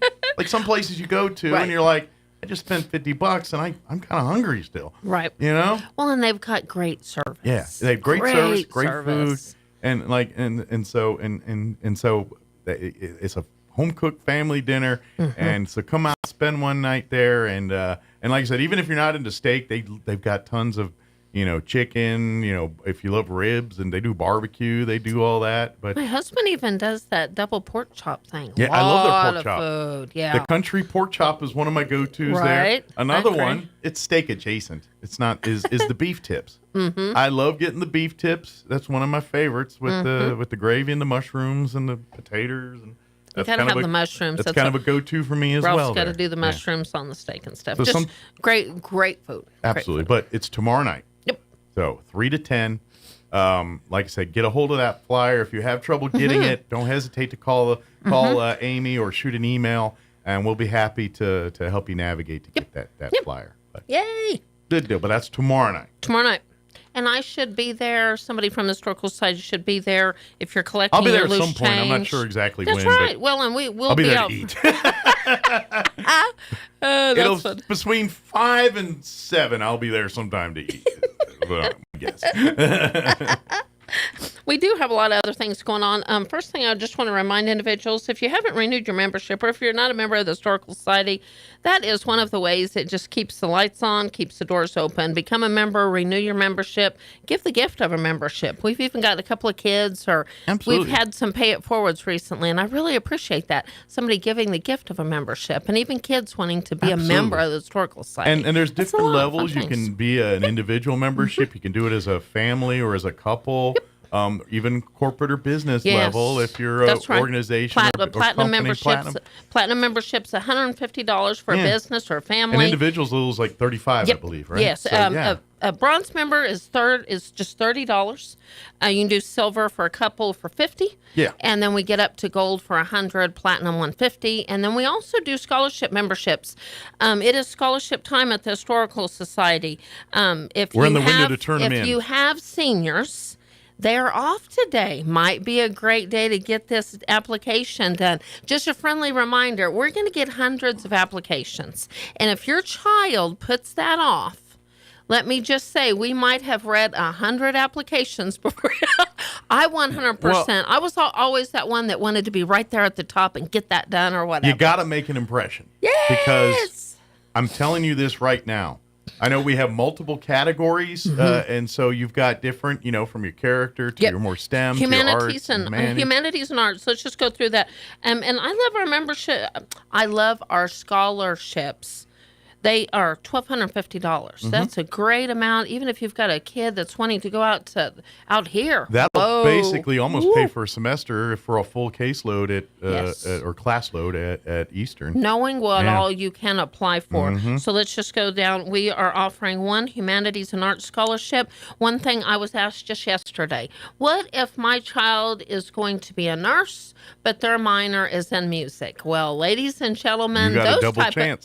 And even triple, because anybody can apply for the character. If you've got a major and a minor that's like STEM-based and arts, you could literally apply for 2 or 3. Do not apply unless you qualify. So we're offering one $1,250 humanity and arts, 2 STEM scholarships, $1,250. Those are highly sought after. Now, let's be honest here. If you win one, you probably won't win the other. Right. Because we have so many good candidates, and even if you wrote the most amazing of essays, we're probably not going to let you clean sweep all the categories. I'm going to tell you one thing, though. As serious as our committee is, it is what it is, but you're exactly right. You're exactly right. You're exactly right with that. And then last but not least, character scholarships we're offering two at $1,250, and then continuing ed. I have had questions about it. Let's just be clear on that. Available for all college students. If a college student that whether they are 18 or 50 or First 70. year or fifth year or whatever it is you're into. As long as you're enrolled into a higher ed. Yep. And that is trade schools, and that is online, as long as you can show a transcript just noting you're enrolled. Absolutely. So if you're going to culinary school or any of these after high school things, they count as that for that college thing. And whether you're going to law school, any formal, if it's vocational school where you're learning air conditioning and the trades and stuff, that's also higher education that qualifies for these scholarships. We've got some of our scholarship recipients kind of saying, "Bring it on!" They're kind of making it a fun competition. Well, and I love it because we've got some great recipients. We do, and kind of getting back to the point about we were saying if you apply for one, to probably because, be honest, the competition is tough. Rough. Every student that turns so in an hard. application is deserving of this. Oh, They're all gosh. well written. They're all well spoken. They're all very good people that are, so they're all deserving. And our committee, those people that we sit take it and very read, seriously. They take it very seriously. Spreadsheets. But it's stressful. Hours. It's hours. It's a labor of love. And It is. There's arguments. There's people with their passions fighting back and forth for particular. It is taken very seriously. I do not envy I'll volunteer and help out anywhere, but if you make me pick winners, that's too tough for me, man. Because these kids, just all of them. I'm like, can we just find another grand to give this kid? Well, thank you for mentioning that. If you're listening and you did nothing but become a $1,000 scholarship member of the Historical Society, we could change a life. And life. I think those words are thrown around a lot in this day and time. We are changing lives, and we are life changers. These can impact. We can allow an opportunity for a kid that really didn't think this was possible. Most importantly, these funds were provided in honor of Linda Hayes through the Linda Hayes Trust. Huge shout out to Troy Hayes for just celebrating his amazing wife's life and impacting lives. If you have more questions, call 622-8333. You cannot print off an application to apply for these scholarships. It's all online. It is all online. Go to roswellnmhistory.org. You will see the scholarship information with flashing arrows. You can literally apply. The only thing you'll need to upload is transcripts, letters of rec, and those kinds of things. But deadline is March the 29th. Do not wait till the last minute to do this. Please note, and this is just advice for kids and things. Part of the application process for scholarships and things, this is universal. It's not this one particular. Part of that process sometimes is proving your ability to follow directions and pay attention to detail. Now, that being said, if you have any questions, need help, we will help you navigate any way, shape, or form. But if you're that person that demands a paper form and like you should do this and that doesn't help your case, because part of what we're doing here is, hey, we're going to help you, but we need to know, can you play within the confines of the rules of what you're saying? And if you're one of those folks that has a problem with that, that could hurt, not help you in the scholarship process. So that being said, if you need help, ask questions. Oh, for sure. But my point is, read the instructions. Pay attention to the details. The answer to your own question were probably in those instructions if you pay attention. And when it comes to the scholarship process, sometimes details like that are the difference between awarding a scholarship and maybe the other person. Well, and I can't tell you how many times you bring up a good point that you read the first sheet that pops up is going to give you all qualifications. And Mike, you're exactly right. Just basic, and the STEM category is going to have a specific GPA, those kind of basic things. Yep. So log on, take a look at it, be prepared to apply, and do that early. But those applications will go through March the 29th, and we're really excited. Something else, we are linking in with New Mexico Youth Challenge Academy. I presented at New Mexico Youth Challenge Academy. There's an amazing group of kids out there, highly, highly motivated. We are offering scholarships in the amount of $2,500 to New Mexico Youth Challenge Academy kids. And they're quite competitive, this group. Good. Talking a lot of smack, having fun. Good. You know, so I hope All they in back good it up. spirits, I it's all hope they good, back yeah. it up, and I hope we have to come back on the got a feeling radio we will. and plea and say, please, please. But a small amount can impact those lives out there. They're just limited by quite a few different things, just basic needs of transportation, those kinds of things. If you do nothing but call the museum at 622-8333 and say, hey, listen, I'd like to offer an additional $500 scholarship to New Mexico Youth Challenge Academy. Those monies are a little bit different because they have 2 graduating classes throughout the year. So we're literally investing in a double graduation scenario Kinda for doing them. These are all separate. End of year and end of summer, beginning These of summer are type time. all yeah. separate. Of course, the high school is separate from New Mexico Youth Challenge Academy. But I am just honored and privileged at this time impacting lives also with 4th graders. That time, 4th graders school tours are right around they're going to be in April. If you would like to be part of that by a sponsor, we're needing items for backpacks, pens, pencils, notepads, all those kinds of fun things. We're needing to get approval on that. Call the museum at 622-8333, or if you'd like to volunteer, if you're a retired school teacher and would love to help, we would love to have help. Really impacting these kids' lives. Absolutely. And it's a great way to volunteer. We're always looking. Oh, for sure. Like, with docents and things. If you're looking to volunteer that way. Yes. Always looking for volunteers to help. So if you come out to the 4th grade tours, you're like, this is fun. I want to do more of this. Come volunteer to be a docent. And get you just test it out, test the water. While I'm thinking about it, we would love to pay tribute to the amazing class and dignity legacy of Joanne Blodgett. We just lost her. Man, she was a woman of faith, silent servant, did so much throughout the community. But her dedication and how I love so many of the individuals that I have come across, thankfully, through the Historical Society. Mm-hmm. Joanne Blodgett had been volunteering, that well-oiled engine. She was there way before I was there. I've interviewed her on the show before. I'm sure. Yeah, I know. Whether it's through Tabosa or so many things. But on behalf of Character Counts and the Historical Society, well done, good and faithful servant. We're going to miss you. But I want to challenge somebody listening to be the next Joanne Blodgett. She was a silent servant. She was just a hardworking woman that always did the right thing. And at the end of the day, that's what we're all about. We are hard workers at the Historical Society.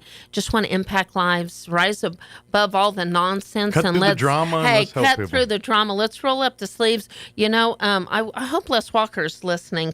He trained me at my first job when I was 16 years old, and he had the little friendly advice. It's amazing if you stop talking and get to work, you're going to be all right. And y'all, I'm going to tell you something. We got a lot of work done. So stop your talking, keep on a walking. Let's do some great things for some great organizations, because you and I are a part of a lot of them together. We absolutely am. And I mean, we can talk for the right things, but you know, after being in Santa Fe and just I got my feet wet enough to know, you know, it's amazing what we can do if we just get over ourselves and work together. And this community has a legacy of that. Yep. But what burdens my heart is I'm part of so many organizations when we've lost the Mary Lou Glasses or the Judge Jones or the Elvis Fleming. But dadgummit, why the heck are we not talking about the next generation of that? So we've got to prepare for that. And I know they're out there. And you know, I used to have that problem. I can't do what Mary Lou does. Mm-hmm. Well, I'm never going to replace her. But you know, we can honor her legacy. We can work on our grounds. We can pay our insurance. And if you're listening, we've had a lot of insurance increases. If you did nothing but call and say you'd like to be a one-time donor to help pay our insurance, those are things we need. Well, I'm thinking about, we're still collecting books, just children's books, slightly used books, in honor of Mary Lou Glass. Call the museum at 622-8332. We could even pick them up. Absolutely. And donating blood. I think we're almost full, but not. Okay. We are not One or full. two slots left. We have got a handful. That's coming up nice. here in a couple weeks here in March. And that is March the 5th. That's on a Tuesday from 12 to 4. Yeah, about 2 and weeks if you away have here, I think, 3 donated weeks away. through us before, just text me and give me your name, and I will set you up. I will schedule you. We do have blessings in the mist. I've got some great She always blessings. does that. A couple of this is a good teaser. You better call because it's first come, first serve. We've got some really good blessings. Nice.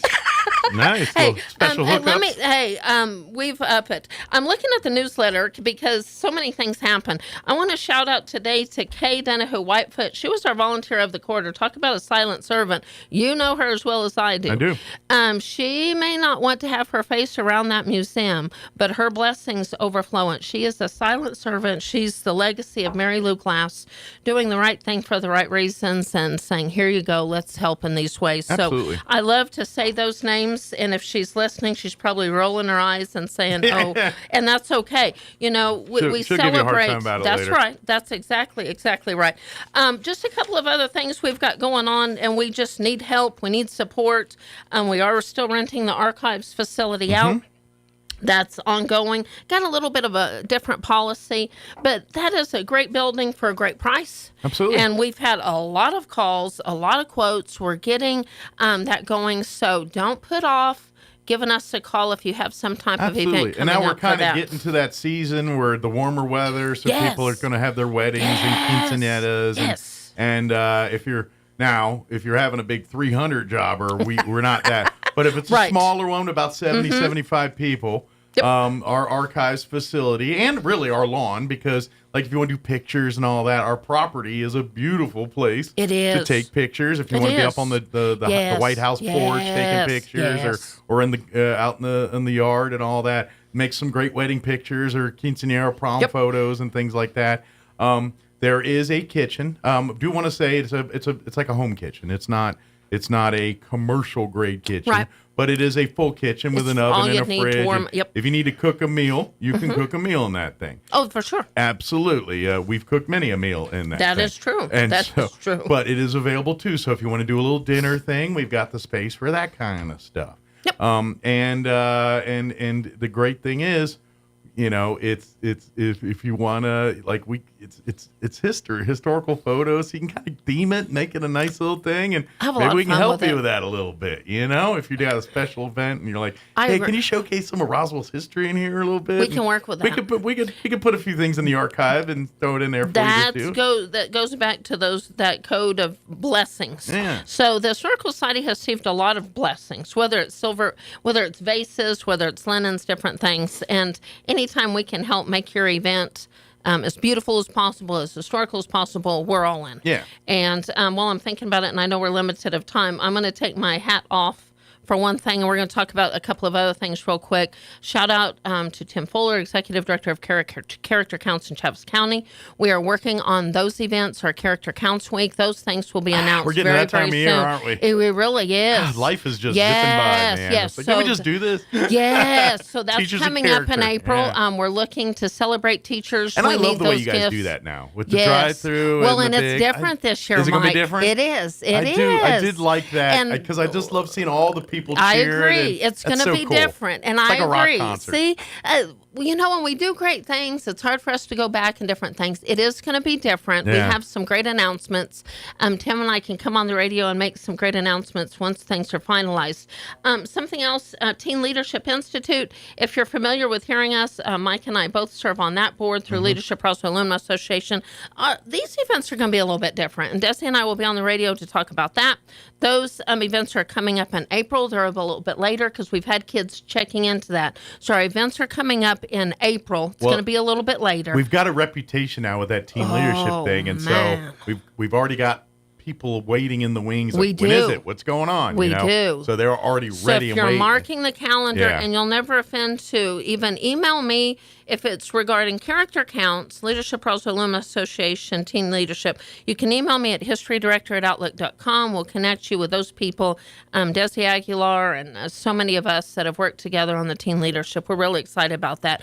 And while I'm thinking about it, and I don't know if this has been announced on the radio, Teen Leadership Institute is selling raffle tickets. Yes. Thank you for $10 donations, and first prize is the $700 gift card to Zia Guns. And then there's 3 other prizes of $100 gift cards to Pepper's, Stellar, and Valley Cafe.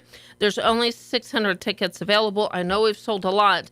Drawing will be streamed on February the 22nd. If you're interested in getting tickets that are only $100, you can just text or call me at 575-915-4471. Dave McGramm is heading that up through the Teen Leadership Institute. I still have some of my tickets. Good deal. And you all know it's for a $700 towards a gun at Zia Guns. Hello, that's great. That's a lot. And so I know this a lot of people. This is a $1,000 ticket kind of thing right here. A lot of people be interested in that. Yes. So please get your ticket. Yep. You could, who knows, you can win that thing, and you would be helping our Leadership Roswell Alumni Association. Oh, for sure. Support the Leadership Roswell program. All proceeds will go directly, and it says straight up, fundraiser benefiting Leadership Roswell Alumni Association, Teen Leadership Scholarship Fund.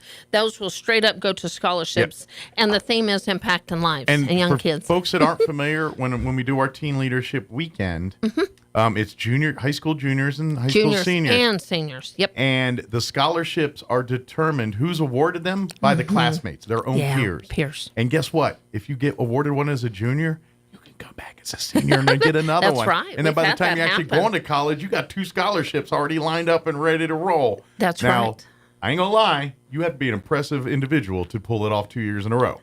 But it can be done. We've seen it happen. It can be done. We've seen it happen. But you are nominated and selected by your peers of the group. It's great, and it's first come first serve. Only 30 students. Adults are there to supervise and make sure. Right. And we're doing that a little bit different this year. But a lot of it is youth run. It's teaching leadership, and it's the youth are kind of running the show on the line. That's right. And something else regarding our scholarships at the Historical Society and Teen Leadership, it does not have to be students of Roswell only. We love Dexter, Hegerman, private schools, home schools, whether it's Fort Sumner, whether it's Hondo, whether it's Alto, Capitan. Go the next we would place. love, because that's what it's all about. If we had 30 students and we had all schools represented, that's sweet. Now, don't get me wrong. Artesia. We love giving the scholarships to kids from Roswell and Goddard and University But they're going to High. step it up and earn it. But we do get kids from Fort Sumner and Taos or Carlsbad or Hobbs or Las Cruces. The challenge is on. They're all over the state. I think one of the greatest experiences we've had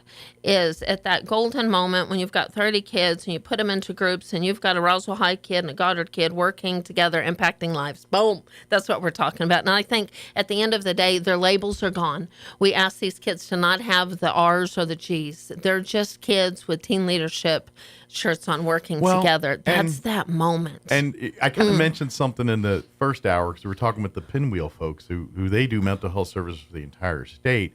But they particularly love to work in more rural areas, or not love, but that's kind of where their need is. Sure. And so it kind of, reminds me, it's like, Roswell's a small town with an international name and but that's really New Mexico too. Right. New Mexico is it's a 50 state. It's a state, but the whole state, even our big cities, have a small town feel to it. Like everybody knows everybody in some way, shape, or form, or the circles all collide in some way, shape, or form.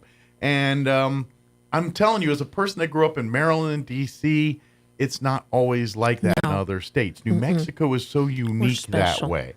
And so to me, when we talk about local and home, New Mexico is that. Yes, it may be Taos. It may be Truth or Consequences. It may be Tucumcari. Fort Sumner. But all of us know it, been there, probably spent an afternoon or two there, maybe more than that. Maybe some of us lived there for a spell. You know what I mean? It's all the same. It's all the same. And so that's what Yes.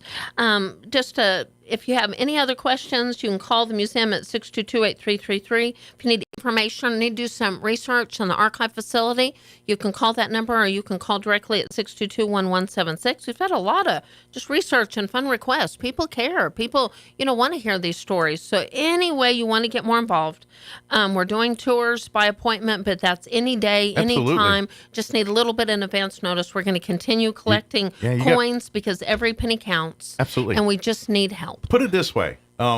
Thanks to you, the public, we've collected thousands of dollars in pennies, nickels, dimes, and quarters.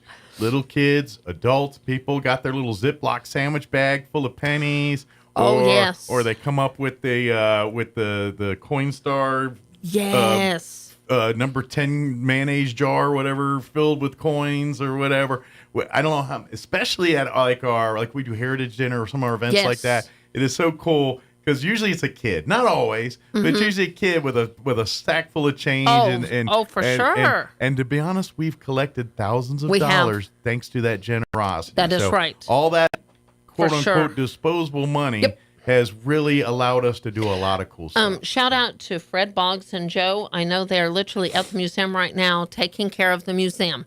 And we know that is a 24/7 job every day, all day. We have some very exciting news coming up. We are getting new signs. We've been thrilled and honored to partner with our amazing Roswell Economic Development to get this, and so we're going to have some new signs. It was kind of overdue. Our sign needs to freshen up a little bit. It was more than time. We're freshening up. We're getting cameras on the property. We're taking care of the museum. We're doing a lot of things. Even the sign technology's changed weirdly enough. Oh my goodness! Yes, that's true. We're going to have let there be. But if any questions, call 622-8333. Email me at historydirector@outlook.com and roswellnmhistory.org for our scholarships. Come eat a big old please steak show up dinner tomorrow night, please. out at Texas Roadhouse tomorrow from any time between 3 p.m. and 10 p.m. So I'm assuming they close at 10. So so I'm assuming till close. Show up. If you work at the opposite, show up at like 9. Give them some time to get your food ready. Don't be that guy. Don't be that guy. As a teenager, I did work in the food service at a restaurant. Don't be that guy showing up at 9:50 and the people that roll in at 9:50 when they close at 10. Come on now. I'm just saying. It's a crapshoot. That's right. Hey, you might get a little something. That's for sure. You catch a guy or gal in the wrong mindset, you might not have the best. But show up tomorrow night, 3 to 10, and please thank Texas Roadhouse for helping and supporting us. We really appreciate that. And all joking aside, they would never do that to people. But I've seen enough waiting movies.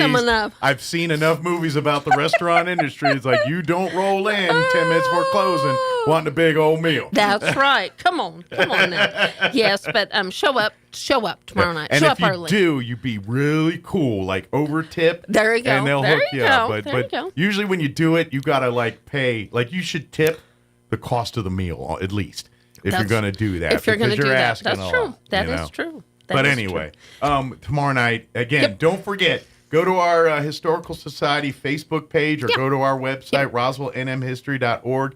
You will find the flyer there. Print it off or save it on your phone so we can access it real quickly, and then show it to your wait staff, your cashier, when you order your food. Do it early. Try to remind them. Don't hit them at the end, because I know that when they put tickets in and do all that stuff. That's true. Just show it to them when you do it at the beginning, that way otherwise they got to go in and redo all the stuff. That's exactly right. And that's just a pain in the butt. And this is a historical day. While I'm thinking about it, where many people aren't working today. That's true.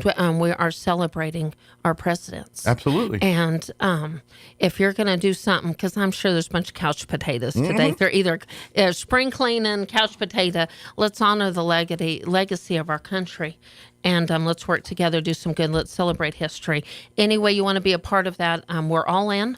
Impacting lives, celebrating history, get involved in one way or another. Absolutely. Yeah. Find a way to serve. Yay. Amen. Pick your passion. There you go. Happy day. Well, thank you, man. I appreciate it. We'll see you later. Yes. Happy trails. I'll see you tonight and tomorrow. That's right. Depending what time we eat. All right. It is 9:59. Quick break before No Mas kick me off the radio. Don't go away. You've heard of a Four Seasons room, but have you heard of a Four Seasons window? Jennifer here from Trustmark Roofing and Windows. It might surprise you to learn many windows are built to handle only the cold or only the heat, but not both. In Southeast New Mexico, one or the other doesn't cut it. That's why Trustmark windows are built to handle our 4 seasons climate. The scorching summers, the bone-chilling winters, and everything in between. Special glass coating blocks extreme UV rays. A stout frame prevents warping from the extreme weather changes. And insulated glass is like putting your home in a giant styrofoam cooler in the winter and keeps cold out and warmth in. And in the summer, it keeps heat out and cool in. For our 4 seasons weather, get 4 seasons windows. Call today for your no-obligation spring window assessment, 575-755-7663, or visit TrustmarkRoofPros.com. Trustmark Roofing, we put people first. It's one of those things we've all had on our mind. No matter how much we want to ignore it, we all know that wisdom teeth can cause pain, teeth crowding, and even infection. Hi, this is Dr. Sarah Usher with Carabelli Dental. I am proud to be a part of an outstanding team who understands your concerns when considering wisdom teeth removal. Call us today and let our staff walk you through the process so that you are confident and prepared for your wisdom teeth removal. And don't worry, we have sedation dentistry options so that you can rest and feel at ease. Come see the team at Carabelli Dental. Call 575-622-4455. It takes a long time to develop trust. At LaGrone Funeral Chapel, they've been earning your trust for decades. They understand how important it is to friends and family to celebrate a life in the way you choose. The professionals at LaGrone will ease your stress and anxieties. They'll provide the guidance you need to select a service that's appropriate. And that's what they've been doing for generations, earning your trust and doing the right thing. LaGrone Funeral Chapel and Crematory, 900 South Main in Roswell. Online at LaGroneFuneralChapels.com. I'm meteorologist Steve Hamilton with your Pecos Valley weather. Looking pretty good this week. Temperatures going way above average, too. We've got a big high. Were released by the start of Ramadan in exactly 3 weeks. Then the war would come to Rafah. That's 3 weeks for Israel to devise and implement a plan to evacuate an estimated 1.3 million civilians, something the Biden administration has demanded before troops go in. Forecasters warning of possible flooding, hail, strong winds, and even brief tornadoes in California as the system moves south over the next few days. Flood watches and warnings already issued in some areas. More on these stories at townhall.com.